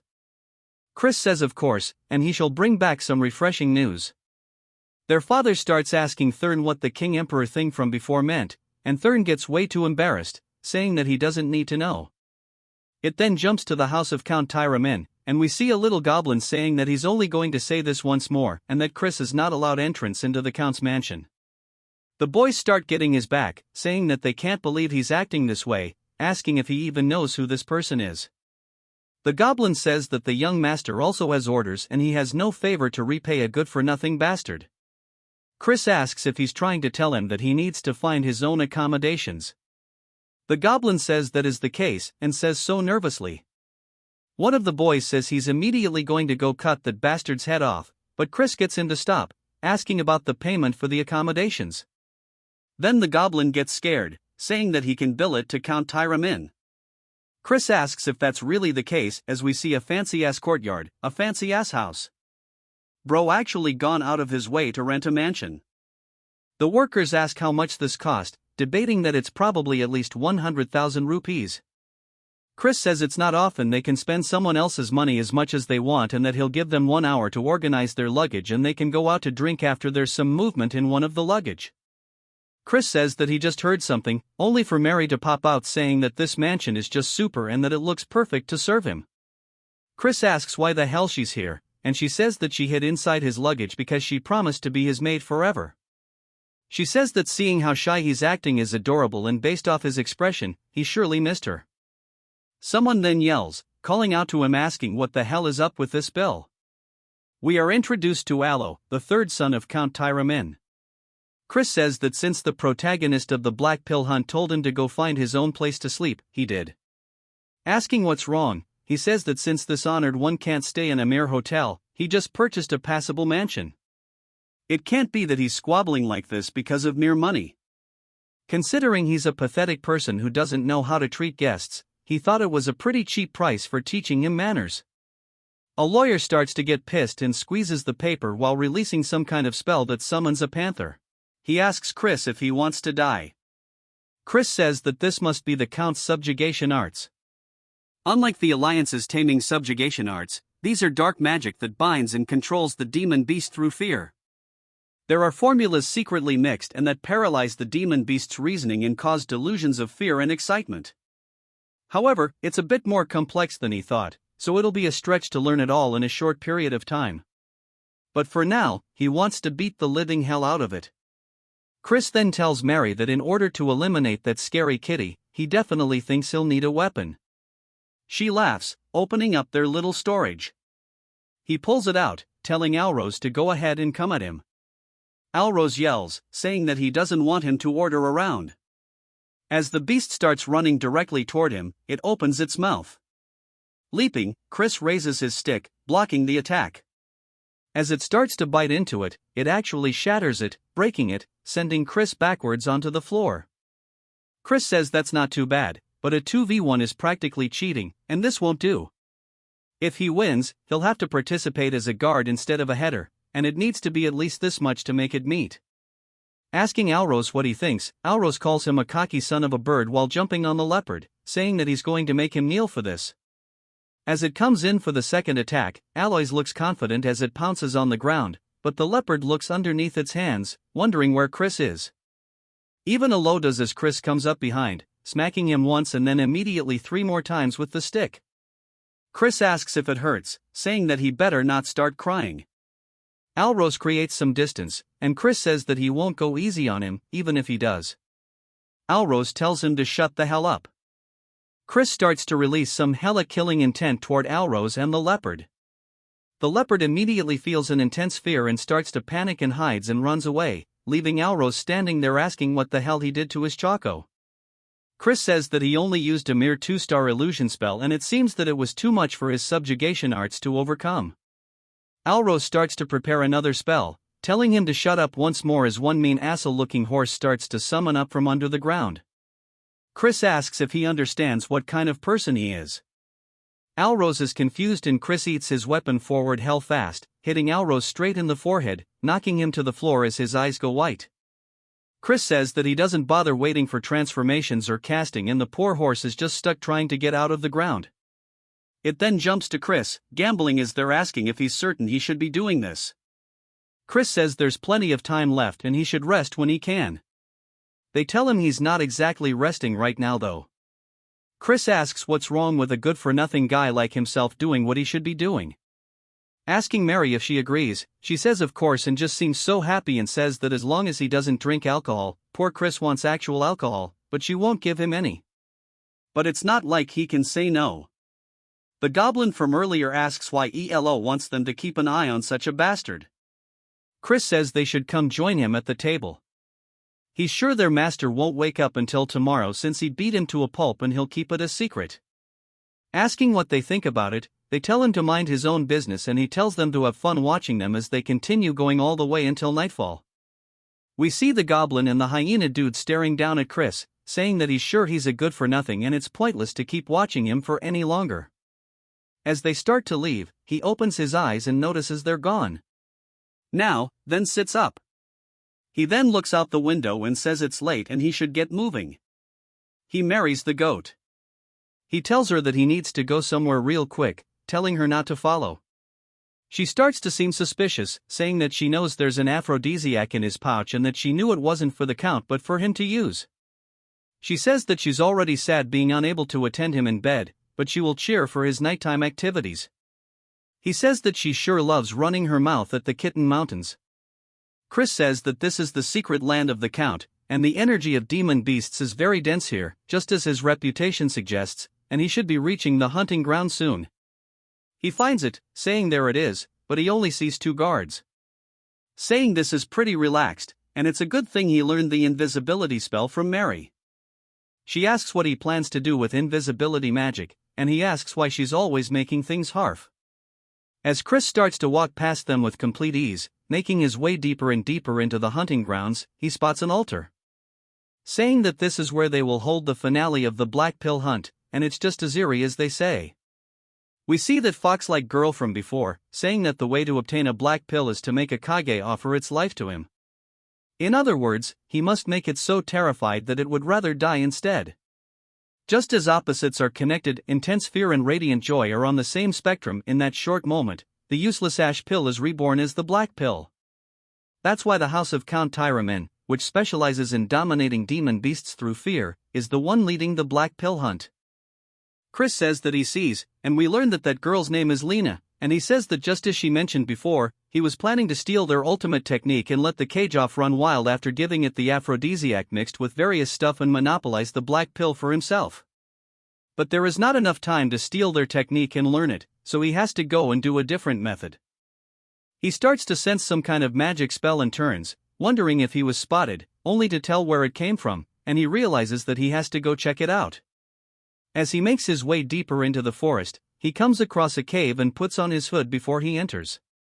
And as he does, an ominous red aura brushes past him, and he says that it has such intense malice, and he can tell at a glance that this is a top-ranked barrier of dark magic. He wonders if this is what he thinks it is, and that it might be a crevice of Gehenna, the world of demons, and he can't believe there was such a crevice linking it with the human world right here. Then he wonders what would happen if he lured the cage off over here, and he even has something to do it with. And he smiles, saying that he will wait for the hunt. As we see a bat watching him from the ceiling, Chris takes leave. It spreads its wings and reveals itself to be Simon, who says that he didn't expect the little bastard to be so interesting. Not only did he pummel he even made his observers let their guard down by acting like a fool. He secretly entered a forbidden area, scheming something, and it makes him want to play an even more terrible prank on him. As he walks towards the gate to Gehenna, he puts his hand inside, causing his hand to bleed, pouring out onto the ground. Something then begins to absorb his blood, and it asks him for what he wishes. Simon is about to summon a demon. The next day, as it's now time for the hunt, somebody stabs a flag into the ground, and it's none other than Alrose and his group. Chris is there as well, saying surely he thinks he's acting too cool for someone that just got his ass whooped. Alros tells him to shut up, saying that he's the poser, asking why he brought the holy sword when he can't even use it. Chris tells him that it's more effective than a club, asking if he wants a taste. Alros changes the conversation, telling everybody to go lure the monster off to the altar, and those assigned to guard duty will follow him and they'll stand right by it. Simon is watching this as well, and Chris clearly spots him. Alros tells Chris to go ahead and answer, and Chris says, as he wishes. Now we are at the altar. One of the other guards asks that Chris go hold up somewhere else, as he's only getting in the way of the hunt. Chris says that's fine with him if he gets to laze about, but not to come crying to him later for help with the cleanup when they inevitably die. The bit clearly pisses the dude off, but Alros tells him not to tire himself out before the hunt has even begun, and that the good-for-nothing can go guard the flag. Chris says this good-for-nothing will protect the flag to his utmost. Chris starts to sit down by a tree, saying that he wants to see them do their best, as they're just going to be playing straight into his trap. He made sure to pack the dagger and ash pill with him as well. While they start looking around for the sound, Chris can tell that it's coming, and we are finally introduced to the Cage-Off, which is a rank 4 magic demon beast. He wonders why the hell it looks so derpy, since it looks oddly cute. The rest ask Alros if he's ready, telling him it's time. His animal buddy also tells him to begin the subjugation art. Alros stretches out his hand, starting to cast it, as the Cage-Off continues hitting the ground with its beak. The others are casting some kind of slowing spell on it, as Alros slowly approaches it with the subjugation arts. Something inside of the Cage-Off's eyes changes, causing it to let out a screech. It turns its face towards Alros. He looks scared and raises his hand only to get the absolute piss smacked out of him, causing him to fall into the floor. Everybody else also can see the poison coming from its little feather tentacle things, and they start to do a defensive formation around Alloy. But Chris says that it will not work and it's out of control because of the aphrodisiac he gave it. Alros says that it's a good thing they consumed the antidote ahead of time, but it's still dangerous if this drags on and that everybody should do their best to stop it the best they can. They start sending themselves flying through the air, heading straight towards Alros once more. They all scream out for him.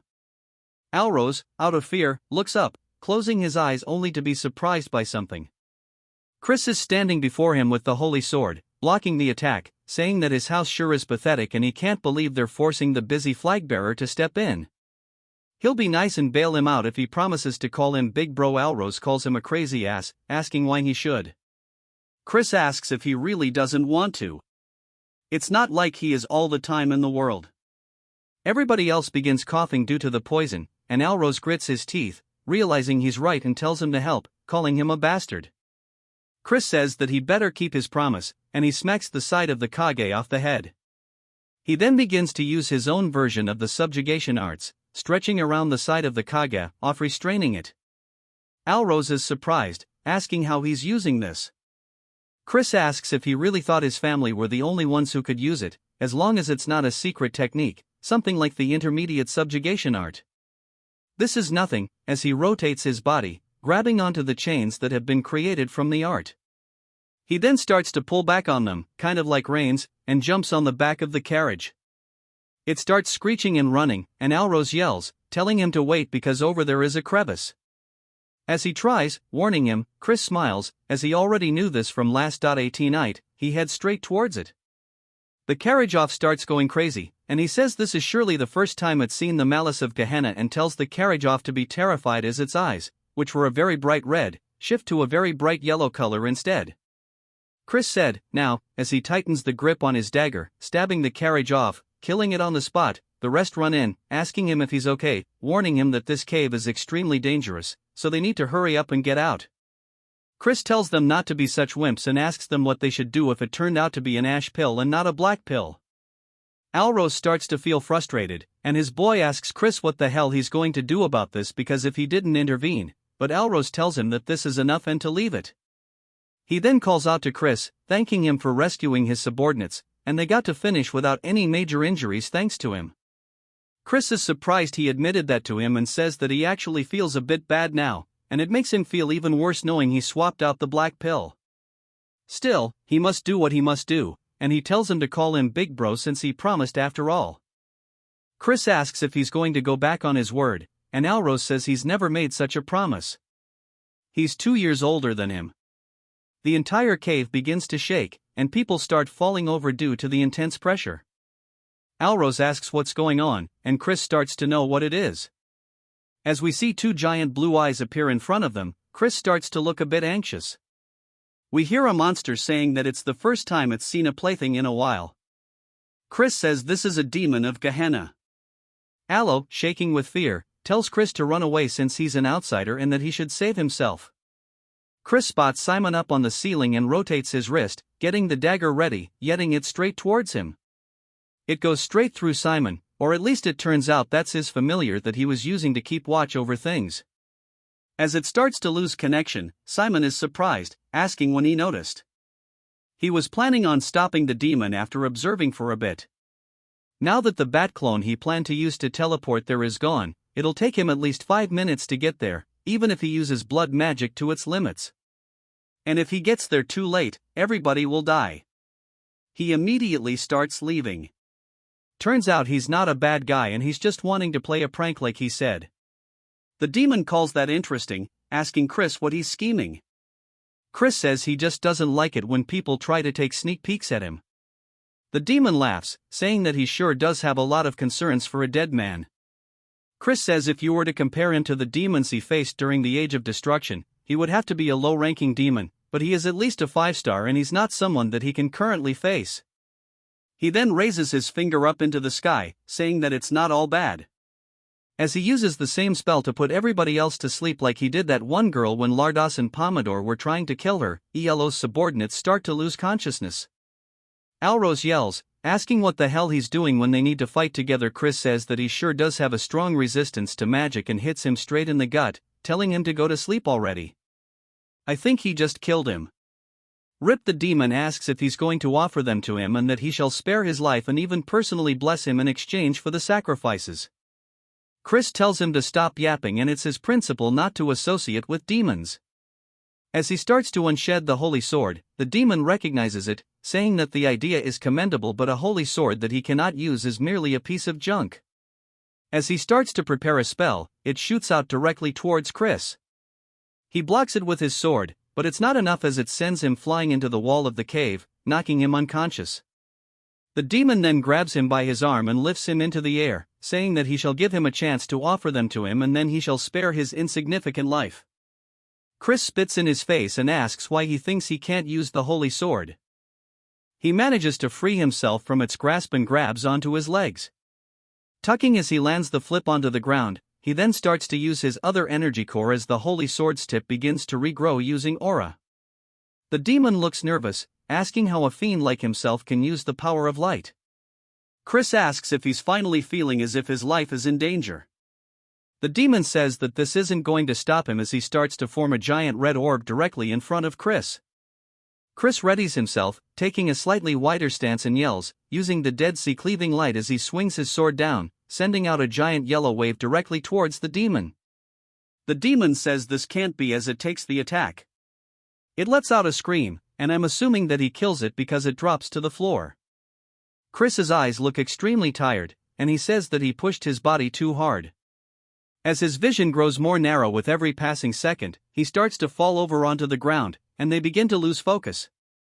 We then see his past life, and Evan is asking him if he really replicated his ability. Chris says that it was sort of like this, and Evan says that he sure is something and that the Dead Sea cleaving light literally signifies the single flash of light that divides the Dead Sea. But it's ironic. Despite using the sword technique, he failed to become the light of the Mir clan, but Chris surely will become the light who will save the world. As we see a blue finger touch a puddle, we see Chris still on the verge of death, and the woman says that this is interesting. She says that her name is Mefina, the first seat of Gehenna, 7th realm. Chris closes his eyes as Meph says that she looks forward to his actions in the future. It then jumps to the manor of Count Timon. Chris says that his head hurts and he can't believe that he's been lying here for 2 whole days. It's been a complete waste of time, but his body still seems fine. He starts looking around for the black puddle, spotting it beside him saying this is great. He mentions the Mefina thing, saying that it was unwanted attention. Occasionally, fiends who stand out early on receive a demon's blessing and can be nurtured quickly, but he doesn't care since it's something bad guys receive. But a 7th world demon wouldn't even be that high level to begin with. Some giant lion-like dude enters the room asking Chris how his body is, and we are introduced to the patriarch of House Tyramin. The Count Chris greets him and goes to get up to bow, but the Count tells him that he should just rest. Chris wonders what's going on, and he says yesterday they organized an investigation squad and checked the cave. It seems that someone had tampered with the magic circle that seals the entrance to Gehenna. Fortunately, it seems the demon kin was reverse summoned in the meantime, but no matter how much of a fleeting moment it was more than enough time for everyone to lose their lives. Chris wonders if they really believe it was a reverse summon, but it doesn't make sense since it would be difficult for them to even consider that he killed it since he doesn't need to think of an excuse. That's a plus. The Count says that he would like to start with an apology. He's sorry for treating him so poorly using only the rumors of him being a good-for-nothing. He then bows, thanking him, saying that he is a benefactor of House Tyramin and he is grateful for him. Chris tells him not at all, and as a member of the Dark Magic clan, he just did what he needed to do as they are family after all. While it does hurt his conscience, he decides to muddy the water a little bit, but it seems like that resonates with the Count. He says that's right, and if there is something he can help with, then he should let him know as long as it isn't something impossible. He will make sure it will happen.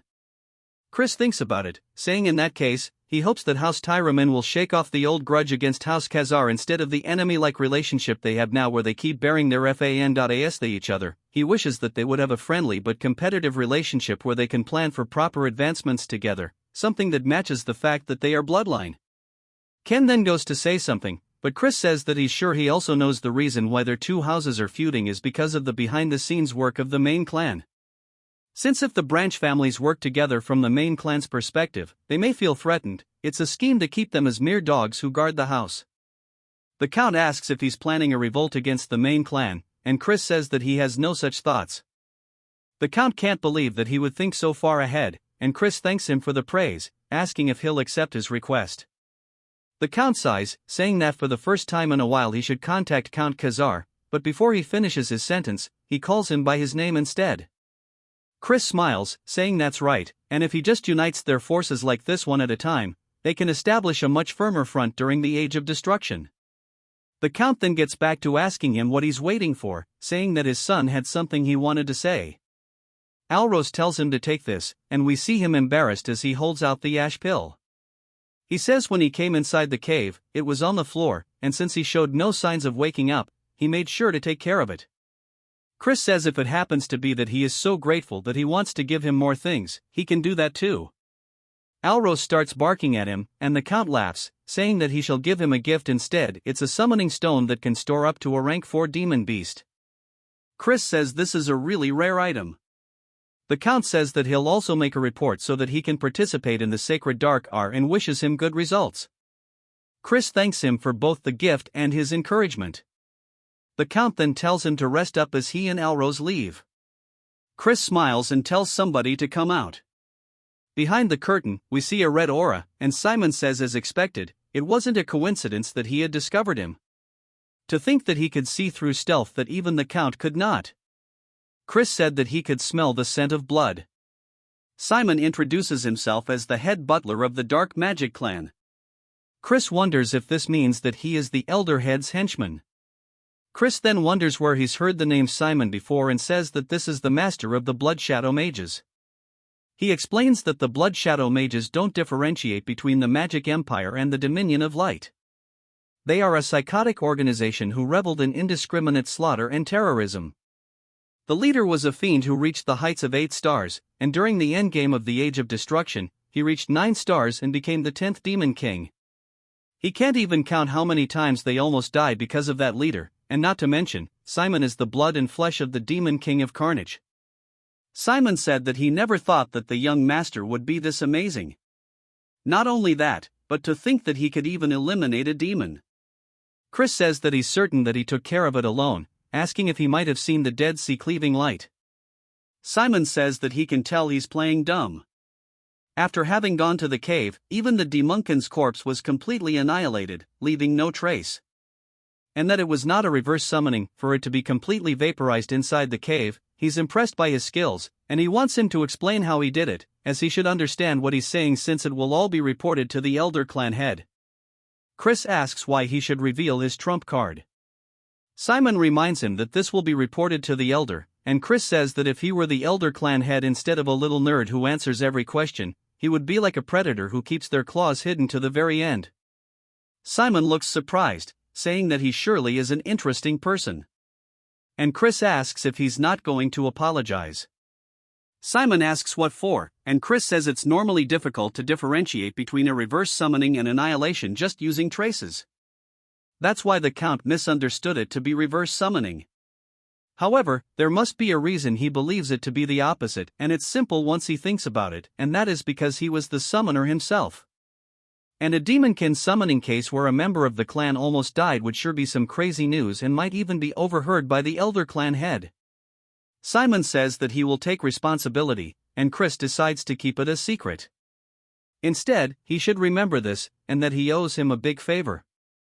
Simon looks surprised, asking if this is a deal, and Chris says that it would be great if that's how he decided to understand it. Simon says that this is understood and he won't forget this mercy that he's shown him, and it was great meeting him today. He hopes to see him again soon, and he'll be counting down the days until he arrives at the main clan. Chris explains that Simon is a person who will have an important role to play during the Age of Destruction. Therefore, he absolutely needs to form a connection in order to change the future. We see Chris's luggage floating through the air as Mary says that she's finished the preparations to return home. He tells her good work, and Alrose opens the door and peers in, asking if he's leaving now. Chris reminds him to use his title, and Alrose asks what he means.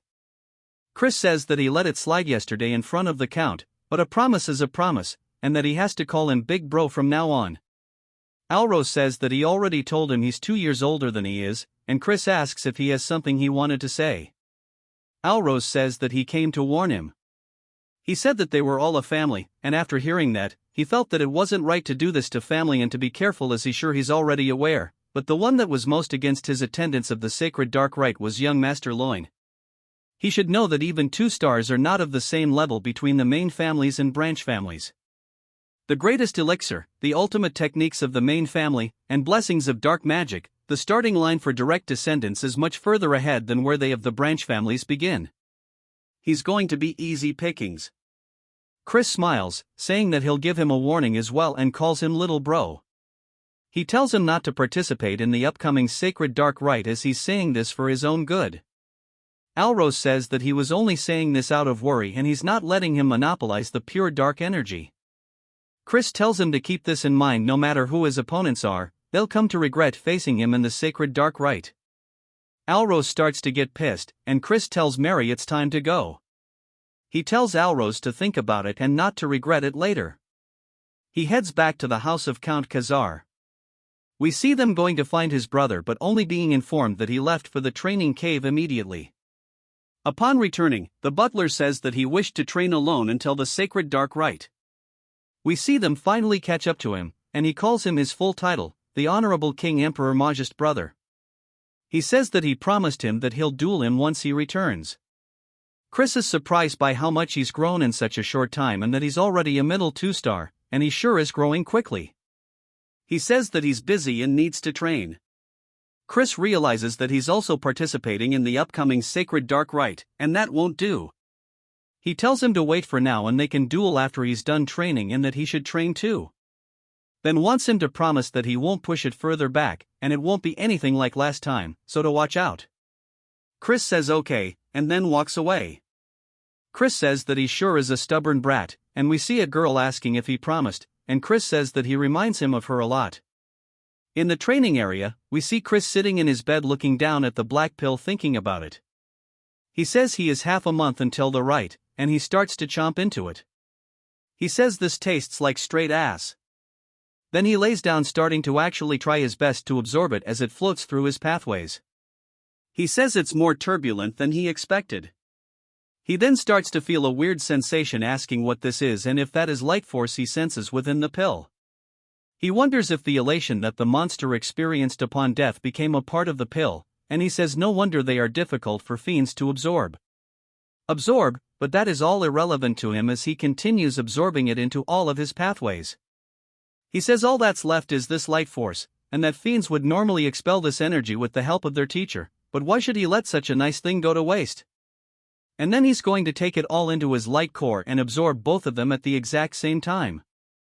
As he has both light and dark flying through his pathways, each one going to their respective core, taking every single thing this pill has to offer, Chris opens his eyes to reveal a very bright light, only to close them once more to show off the darkness. This time, and then a little later, we see a woman telling someone to enter. He says that he has a report on the investigation she requested. He says that during the black pill hunt, there was an incident where a demon kin was summoned, but he survived it. He's sorry that the investigation took longer because he had to look into the incident as well. She tells him good work, and he says that unless she has any more questions, he shall take his leave. As she's looking at a photo of Chris, we learn that her name is Eidline. We then get another time skip of half a month, and there is knocking on the door saying that today is the promised day. Chris tells him to enter, and then does so. He's surprised. Chris says that since he's coming first thing in the morning, he must be really looking forward to getting plummeted. Then, he's just wondering what's going on since his presence leaks beyond what it was half a month ago and tells him not to make him laugh. Chris says that if he's desperate for a taste of an ass whooping, he'll grant him one right now, but if he wins, he should give up on participating in the upcoming Sacred Dark Rite. Then, he asks what he's saying, and Chris says that as he knows, it's a competition, and weaklings should stay out of it. Then, he tells him to shut up and raise his sword. Chris says that he's so blind to him showing brotherly concern, and he guesses that he needs to knock it into his skull for him to get it. Then, he dashes off the ground screaming it. Then, he jumps to Bro, being in the infirmary. He got off screen. Their father says that Chris went overboard and that the healer said that he'll be in bed rest for half a month. He guesses then we'll have no choice but to wait for the next rite. Then, he tries to argue against it, and Chris says that he wants a moment alone with him. His father says okay, and then he'll let them talk it out with his brothers. After he leaves, Chris approaches the bed, asking what he's pouting about and not to whine like a baby when he's the one who asked for the fight. Then, he says that he must truly dislike seeing him grow as he mocks him and looks down on his achievements. Now, he's deliberately injuring him so he can't participate in the sacred rite. Chris says that he's going to cry at this rate, and he thinks that they aren't on the same page. Here, he did that in hopes of him becoming stronger for him.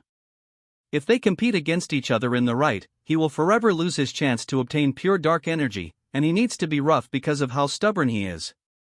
Asking if he understands, but most importantly, pure dark energy doesn't suit him. Then, he asks what he means, and Chris says that his best suited energy is gray. Dark energy instead.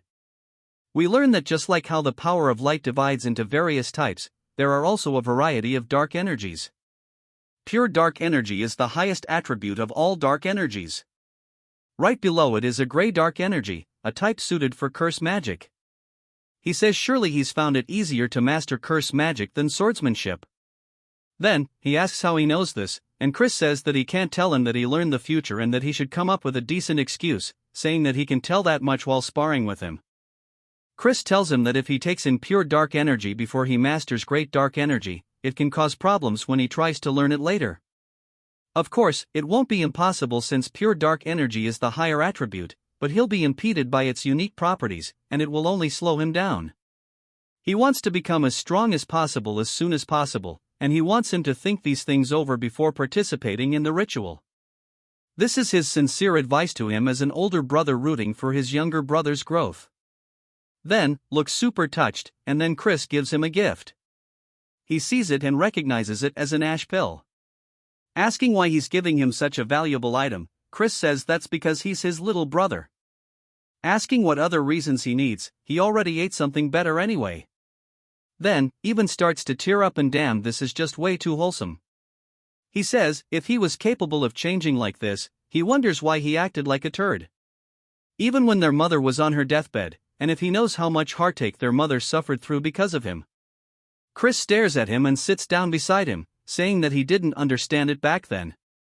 It then jumps to later as the carriages come to a stop. Chris exits, saying that he needs a good stretch, asking how far they traveled since his whole body aches. He asks if it would hurt for them to open the warp gate, and he can't believe they're being this petty. This is going to change once he becomes the clan head. Mary then flies in, saying that she can't believe they're going on a date with just the two of them. Also, that this is making her heart go crazy. He says that she doesn't even have a heart, and he explains that because the main family limited him to bring in one companion, he can only come with Mary since she's attached to him due to their pact. He sees other people talking about him, and Mary says that he is already famous. We then hear Simon calling him the young master, and everybody else is surprised as they recognize him and they ask what the head butler is doing the greeting. The good-for-nothing Simon says that it's only been half a month, but he's managed to grow so much more. Chris asks if the elder clan head, Aid, has nothing better to do with his time. Simon says nonsense as he is here on his orders specifically, and that the elder clan head would like to meet him personally. Simon says that he doesn't even seem surprised, asking if he was expecting this. Chris says that no, he actually was surprised, but Simon says that's not what he saw.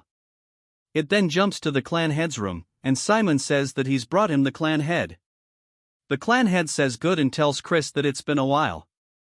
As we see Marion with him too, Chris starts to feel a very powerful gaze, saying that this presence is dominating and he can barely stand from the pressure alone. And for him to exude such dark energy despite knowing that someone of his level can't withstand it is pretty crazy. His hands start shaking, and he lowers his head, greeting the Duke. The Duke asks if he was not surprised by the sudden meeting with him, and Chris says that he expected him to call him the Duke. The Duke asks why, and Chris says that it's because a new star has appeared in the clan. The Duke laughs, saying that's correct. Neither Marion nor Simon could hold back their compliments, and yet he can't quite tell if he should have any expectations.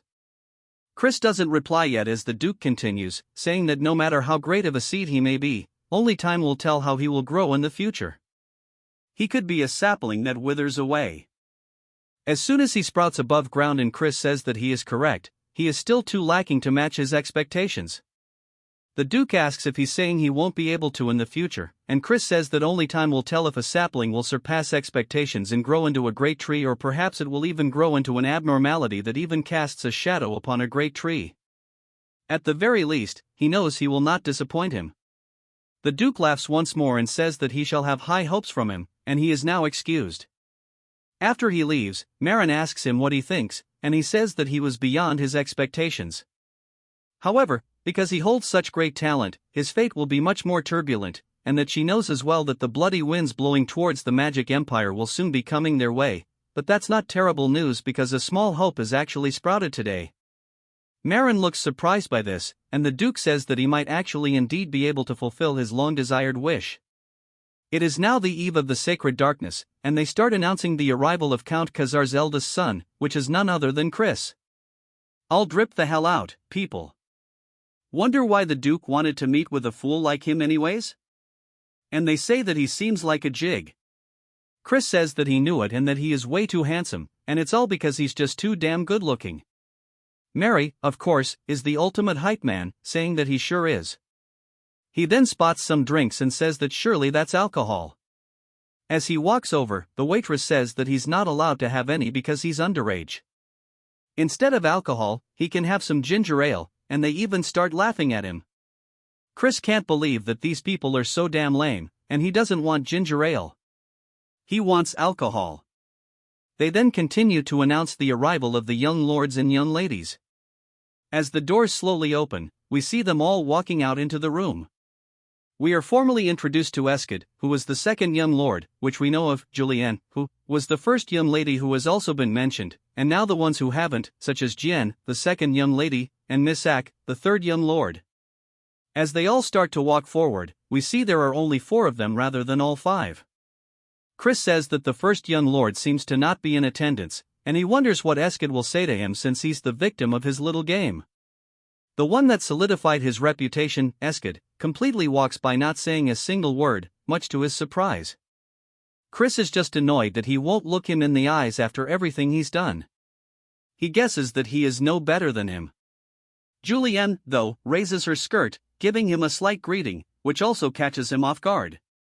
But he recognizes her as Julianne and how his aunt told him to be careful of her. But he didn't sense anything in particular out of order.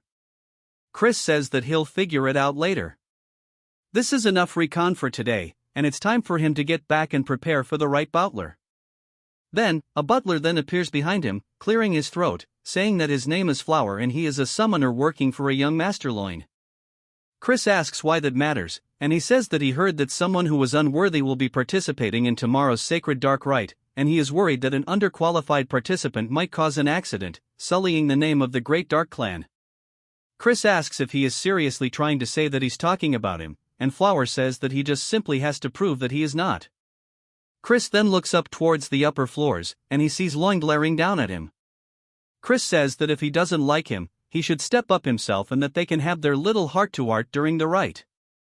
He says that he'll do it since it doesn't even sound like an inconvenience, and now he wants to see the party tricks. He says not here since he's unarmed, and Chris asks if he really expects him to use a weapon to face some rat like himself. Flower says that he will regret this, and Chris asks if he's sure since he thinks he's going to be the one to regret this. We see both Chan and Julianne staring at Chris, particularly Julianne. All of the guests start to look surprised by something, and we see what it is now. As it is, Flower is getting himself rocked by a bunch of spirits while they even start feeding Chris grapes and treating him like royalty. The guests wonder what the hell that is they are witnessing because Flower started by summoning evil spirits, but they instantly turned against their summoner with just a single gesture, and they wonder how he gained control so quickly. Chris asks if that was young Master Lo's wishes just now, and that's pretty unbecoming of a direct heir of the Dark Magic clan, and he should have just challenged him to a duel if he had any grievance. Lo says the incident has nothing to do with him. Chris says not even a fool would fall for that lie, but he'll just believe him this once. Now they can meet again during the sacred dark rite, and that he sure does find him cowardly, but he'll make sure to teach him some manners next time. It's now the day of the dark rite, as we see Chris entering straight, yawning, and looking ugly. Mode Alrose asks if he's not even the slightest bit nervous since he caused a ruckus yesterday.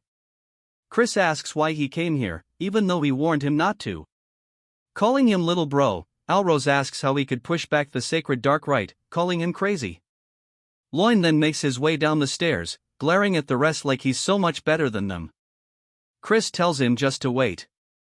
We then hear an older person's voice as they ask if everybody's assembled. They introduce themselves as Sebastian, the vice butler in charge of the main house. He says that he shall now take them to the sacred ground where the dark rite will take place. He taps the floor with his staff, sending out some weird colors. It looks like a bad acid trip. Everybody else sees some stairs forming up underneath them and they're surprised by this. Chris says that's not exactly what it is and it might be an illusionary art that materializes an imaginary space. Sebastian starts walking down them, but he's going extremely fast and the rest start panicking, saying that he's leaving them since they're being left behind. They need to hurry as they start sticking close to him, following each and every turn. Some of the participants say this is weird and they thought they went underground, so why is there such a steep slope? Even Loin and Alrose look like they're struggling. Sebastian tells everybody to please hurry up as the ground will not support them forever and they even start falling off into the void. The other participants look nervous and Sebastian says that since they're late, he's going to be speeding up now and he starts to move even faster than he did before. A little later, even more people have fallen off and Loin says that losers should know their place and they don't deserve to be up here. We see him sweating, but then he spots Chris effortlessly glide past him and he wonders how since he's not even sweating. Chris asks him if he's really out of breath and he guesses he's all bark and no bite, saying as a direct heir he should be better than this. They fed him a bunch of good potions. Chris says that their stupidity only made their bodies suffer, and it's a waste to run earnestly in an illusion in an illusionary space. No matter how hard he pushes himself, his stamina doesn't get drained at all. And just by twisting one spell, he can become invincible within this realm. Sebastian looks pleased, saying that he must be the young Master Christian. They finally get to where they're going, and everybody's panting, gassed out. Alrose asks why Chris isn't scathed. He says this is why he should have trained his body more instead of riding his beast everywhere. We then hear a different voice welcoming everybody as a crystal forms in front of them. It floats around the room, and she says that as they may all know, this is the sacred ground where the purest of pure dark energy bursts forth. Thus, they call it the sacred darkness. And she introduces herself as Rahu, the manager of the sacred ground. She welcomes the young masters and young misses. She says what they will be doing today is obtaining the great pure darkness like the third-ranked demon king, the Dark Destroyer, the progenitor of the dark magic clan. A blue light then starts to form on the ground, weaving underneath every single one of them, and she says that there is not enough for all of them to share. All of the demon beasts inside will test their worthiness. Chris asks if all she's saying is that it's based on who arrives first, and she says it's very perceptive. Chris asks what if an unforeseen mishap occurs, making the competitors fight one another during the rite, and if they will be disqualified. She says that because each of them will be on a different path, they should not run into one another, but on the off chance they do, they should avoid conflict as the more time they waste, the better it will serve the other competitors. She starts to count down, saying that they need to focus up and prioritize their own safety.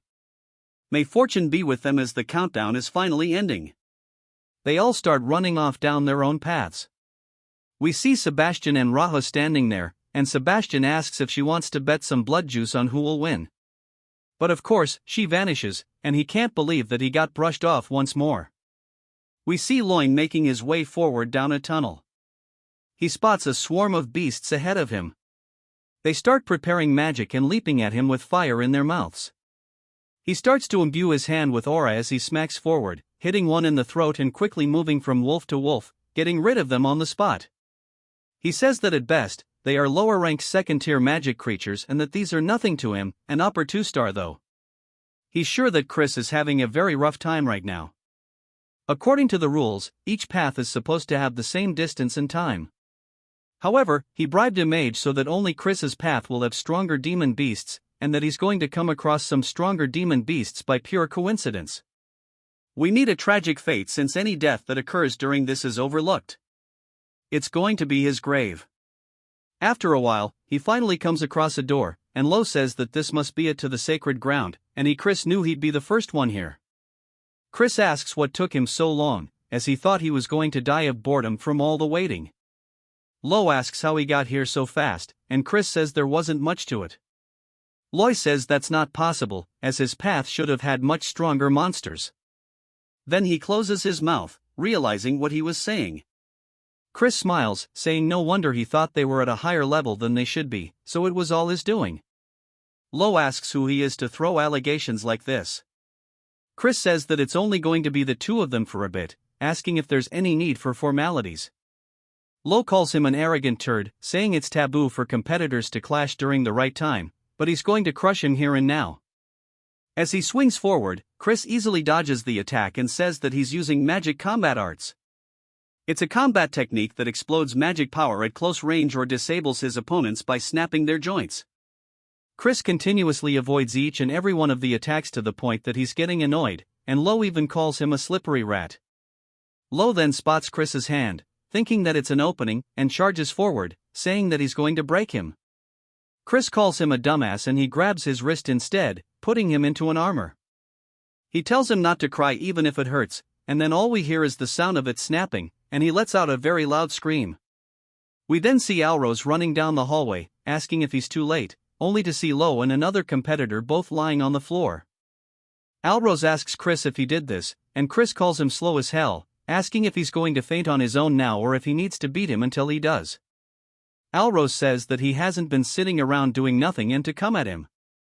Of course, he got folded like an omelet, and Chris says that was some real deja vu.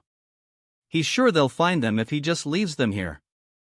He explains that 5 years from now, the first great war against the Alliance will break out, and he needs to have the Dark Magic Clan within die in his grasp before then, which is why he can't share even an ounce of the darkness with them, and since he's done cleaning up, it's time for him to take possession of the sacred darkness once and for all. The sacred darkness is the power that grants a fiend the possibility of becoming a true transcendent. The Duke, who is known to have absorbed 80% of it, is one of the strongest alive, even amongst the demon monarchs. The Dark Destroyer also absorbed more than 90% of the pure dark energy to become a demon king, meaning if he can make 100% of the dark energy, he can exceed even the demon emperor himself. As he stands before it, he slowly stretches his hand out until it starts pouring through all of his paths. It then jumps to some people, saying that was unbelievable. Every other person than Chris was eliminated. This is a disaster as the young Master Loin is in serious condition. They start saying that he probably used a trick or a banned magic tool and that they need to investigate thoroughly and punish him. Jian says that won't be necessary as that bastard won't be able to enter the sacred ground anyway. The fact that he hasn't left for 2 days must mean that unless this is all the time required to absorb the sacred darkness due to the quantity, he is already being crushed by the sacred darkness and died. Even the Duke had run into a limit of how much he could absorb, and that Chris is definitely dead and there won't even be a corpse. Left behind, as she walks away, she closes the door and looks pissed, saying that even if he comes back alive, she'll kill him herself because when her father died during his battle against the Alliance, only she and Loin were adopted by their uncle Viscount Langham. That's why her footing within the clan is already unstable, and since Lo wasn't able to receive the sacred darkness either, no one will support him in becoming the successor, and that she will pay Chris back for this indignity. Even some of them start saying that the good-for-nothing still isn't out yet and that he must already be dead and it's punishment for being greedy without knowing his place, and they say that even the ghost over there is waiting for her master, but she'll soon meet her master's ghost. Mary puts a hole into one of the bags, pretty much giving them a warning, and she says that her heart flutters as she waits for her young master, but if they keep being noisy around her, she'll turn them into ghosts under her control. They run away saying they're sorry, and she returns back to being a cutie pie, telling Chris to return quickly as a man who makes a maiden way is not cool at all. It then jumps to Chris, sweating hella, saying that this is an unending darkness that chokes the breath from his throat and that he's only around the 70% mark and that this is a lot more difficult than he expected, but he has to endure no matter what. The real test will begin around the 90% mark and if he takes in too much, he will die. Ceases his limit, his core will shatter, and he will die here before the war even starts. He then realizes something, saying that's right, and that if only he had a dragon heart, the dragon has the largest container for their core. So even if it's just for a few minutes, he can imitate its heart. There might be something about it. As he does his best to do so, even more energy is being absorbed, and it slowly starts to shatter. He says this is his limit and needs to stop. We hear Mafina asking him if he needs help. He then sees her appear in front of him in this subspace, and she's a big girl, but he is just taken aback. He asks how a demon is in this space, and she says that the power of demons is to communicate within darkness, and this poses no difficulty to her. And that it is possible for her to help him in this instance without any conditions. He asks why, and she laughs, saying that it's just a fleeting whim to take her hand as it will let him take in all of the sacred darkness. It then jumps to 1 week later, as the Duke is setting down his cup. He says that he would be hard-pressed to say that Chris is still alive when there has been no news at all.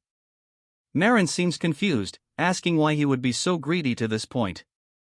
Simon says that Count Langham also agrees with him, and he wishes to close the pathway leading to the sacred ground. Soon, the Duke thinks about it and asks Simon if he will give the command.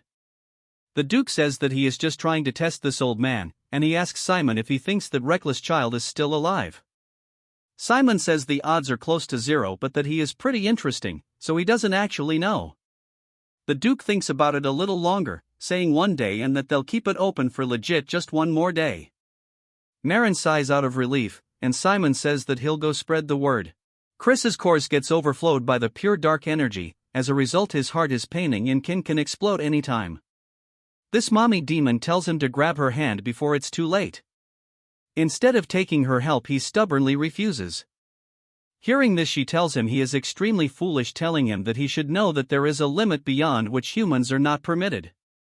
Hearing this our Chad gets pissed, telling him that it seems like he is forgetting something. Since they are currently in a world full of concepts. What our Chad does next shocks her, as our Chad starts glowing like his hair turns grey and his eyes turn red. Our Chad has grown red horns and transformed into a demon. What he just did now is demonization, shocking her. Looks fire, to be honest. This technique is the Mystic Clan's ultimate technique. It is a forbidden spell where a mortal temporarily transforms into a demon to bring forth explosive abilities. Although it is powerful, it is lethal to the user. In the past Lena died after casting this spell. It's probably that Fox girl who taught our Chad all info about the demon clans. If he were to remove the parts of the spell that amplify dark energy, he can use this world's dark energy to his advantage and form a bowl to collect the energy without accruing any penalties. As Archad forms the bowl gathering the energy, and slowly and steadily the dark energy starts accumulating. Since this plan worked with this container, he can collect beyond 90% purity and make all the sacred darkness his. The demon mommy is in disbelief that Archad formed a black crescent. It's not possible that a mere mortal no different than an insect has shed his body, in order what she said that he has surpassed human limits. As he gets all classy telling her that it's because he is genius.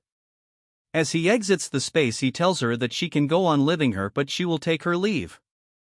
As he was leaving she tells him that she will see him another time. Hearing this Archad turns around and right before the portal closes he takes out his middle finger telling her to piss off. She remains quiet for a while, then figure out what he means, and starts laughing. Archad gets out cursing her, telling her that he would be crazy to see her again, call her a raucous demon. Archad wonders how much time has passed. According to him it must be a week, so the family must be in chaos. He undoes the demonization and says that it's time he should play a prank. After some time a butler barges into the Lord office telling him that Chris has returned. Hearing this everyone in the room is shocked, telling him how it is that he is still alive.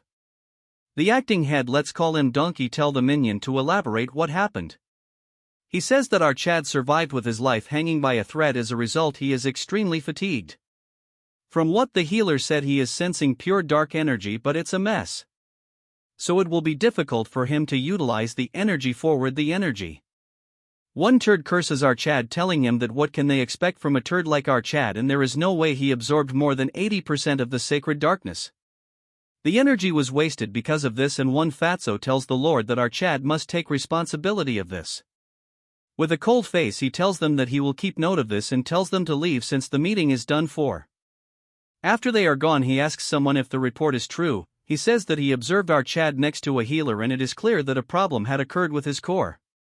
Hearing this he continues to tap on the table and the old man nervously sees him being quiet. As he gets colder he tells this guy that Loin needed to become the young lord, a sacrificial lamb and the key to their plans with the poison magic clan. This crazy donkey says that their plan of eradication all with something called Jupian has been postponed. As for Chris, it's unsettling that his father is paying attention to Archad and because of him the flow of the river is disrupting. Hearing this the man keep quiet as if he needs to go to the toilet. After a few more of this annoying tapping he orders his to bring Chris down to the darkness hall the following day. He will announce Chris's coming of disposal before vassals. The next day as Archad was summoned, he thinks that they are desperately trying to get rid of him. Since they gathered all important people here for this meeting. This donkey asks Archad if he is aware of the sins Archad has committed during the sacred rites. Archad says he is aware all while the leader is seeing a distorted core. He asks Chris to elaborate and he says that his peers are unworthy of their lineage so he should have pummeled them even more. Hearing this an ugly female wearing a suit gets angry. The donkey explains that Archad's mistake was that even though he was able to monopolize the precious resource of the dark magic clan, he wasn't able to produce a result befitting of that privilege. Chris asks him by what measure did he use to exactly come to this conclusion. He says that a purity of 70% is a bare minimum. Archad asks him what sort of punishment he would befallen him if it's below 70%. This fish face says that he will not inherit any of the dark magic techniques. Additionally, he will forever be barred from entering the grounds of the main house, and his succession of the house of Count Khazar will be denied as well. Archad acts as if he doesn't care, telling him how he is going to measure it, as it seems even he cannot fully measure it. That's when the fake Eskid raises his hand telling Archad that he's CA help. He says that although Christian's core is in chaos, a dark energy clash should be able to measure his purity. Since he absorbs 70% of the sacred darkness, if Archad is able to overpower him, then that would mean Archad has achieved greater. A dark energy clash is a battle purely measure the superiority of one's dark energy against another's. In a battle purely, to measure the superiority of one's dark energy against another's. Given the same amount of dark energy, whoever possesses more pure dark energy would overpower the other in an instant. But when pure energy of similar ranks clash, the one with higher purity would be victorious. According to Archad, it's the perfect way to destroy his core. He thinks to himself that this guy is more sinister than he had expected. Before they began, our Chad has a condition: if he were to achieve a great enough result, they must support our Chad and allow him to attempt the test of the young lord. Hearing this, a few get shocked, but his third brother agrees, telling them it doesn't matter if one is of direct bloodline or a branch family when aiming for the seat of the young lord. As the other remains quiet, he says that it's the way the magic empire for the strong to lord over the weak. As he gets onto the stage, he tells Chris that during the dark energy clash, if one doesn't have sufficient control over it, it could hurt your core. So to match his rank, he will only use dark energy of only a beginner 2-star level. As they reels their energy, our Chad tells him that he doesn't need to do that and should worry about his precious core. As he releases his energy, the turd says that hearing him speak such word makes him look forward. As they collide, our Chad instantly overpowers his 2-star dark energy. This turd is shocked because his dark energy was nullified without our Chad gathering any strength of his own. He uses the dark energy of an expert 2-star, but the results are the same. Our Chad, seeing this display, says that it's an utter disappointment. He angers him more, telling him that he was acting so high in might yet he is this weak. Because of this taunt, he releases aura. Seeing the reels, the others says that it's a 4-star dark energy. If it hits, it will shatter our Chad's core. A dragon-like energy forms around him. But another dark energy forms from the other side. A huge claw large enough to squash it forms. It's so enormous that in front of it the dragon looks like an ant. As our Chad tells this turd that during an energy clash, if one doesn't have enough control, one could hurt his core, so he should be careful, as the energy damages his core, making him scoff blood. Our Chad takes the energy back, thinking it was not enough and he should have broken his core. Since he is smart, he coincides telling everyone that our Chad has a purity of at least 90%. Hearing this, everyone gets shocked and our Chad turns around, telling the Lord that he now has the right to be a young lord. Hearing this, the donkey is shocked, not showing a single reaction on his ugly face. Like always, this ugly turd continues to tap on the table, then tells our Chad that as promised it will be permitted to take the test of the young lord. However, no member of a branch family has taken the test before. As the acting head, he will randomly select a test for our Chad. Chris thinks to himself that what he is saying is that he will give him a test that'll be impossible for our Chad to pass. His qualifications will be assesses at 2 different points. First, he will prove his talents. Next, he will need to achieve a feat befitting of a young lord. Our Chad asks him how he is going to prove his talent, and the turd asks him to reach 3 stars in 3 months. Our Chad remains quiet, telling him if that is all, stating that he is a genius after all, so it won't be that difficult. The man remains quiet, then says that he is looking forwards to seeing what he achieves in 3 months. Later that in a quiet room, the turds sit across each other. As the retard sips tea, he is disappointed on Eskid, and he says that it is all his fault for having underestimating our Chad. Because of this, even his core took a blow, so they must deal with him quickly before he becomes a problem. He tells this junior turd to not worry, since he should be aware why they intentionally go out of their way to not absorb more than 70% of the pure dark energy. The higher the purity of the absorbed dark energy, the more difficult it is to raise the rank of said energy. It is exponentially difficult. In fact, achieving a mere 3-star level will take multiple times longer than others. So he asks this turd what he thinks will be the case when he has absorbed 90%. So no matter how much of a genius he is, he won't be able to overcome that wall.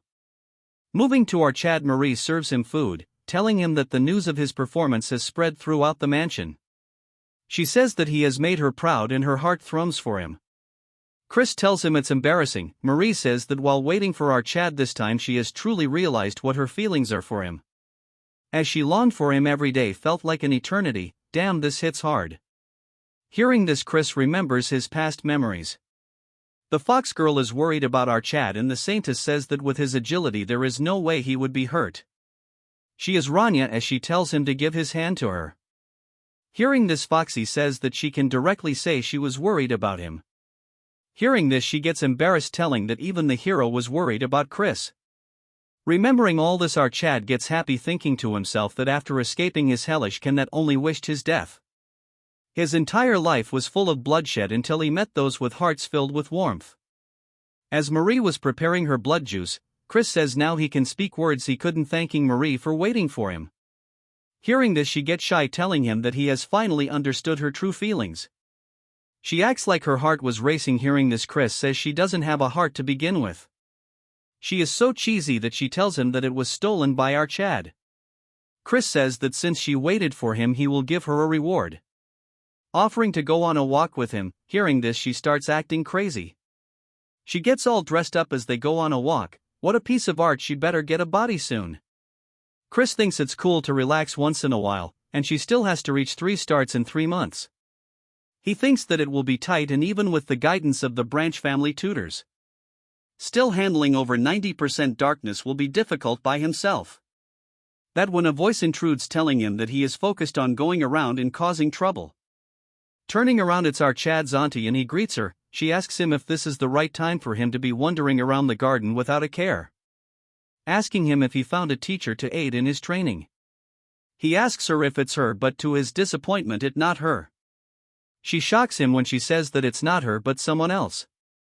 He tells Marie to leave, telling her that he will see her in dinner. As they walk down a staircase, our Chad tells her that he doesn't know who the teacher is, but he is thankful that she is thinking about her nephew.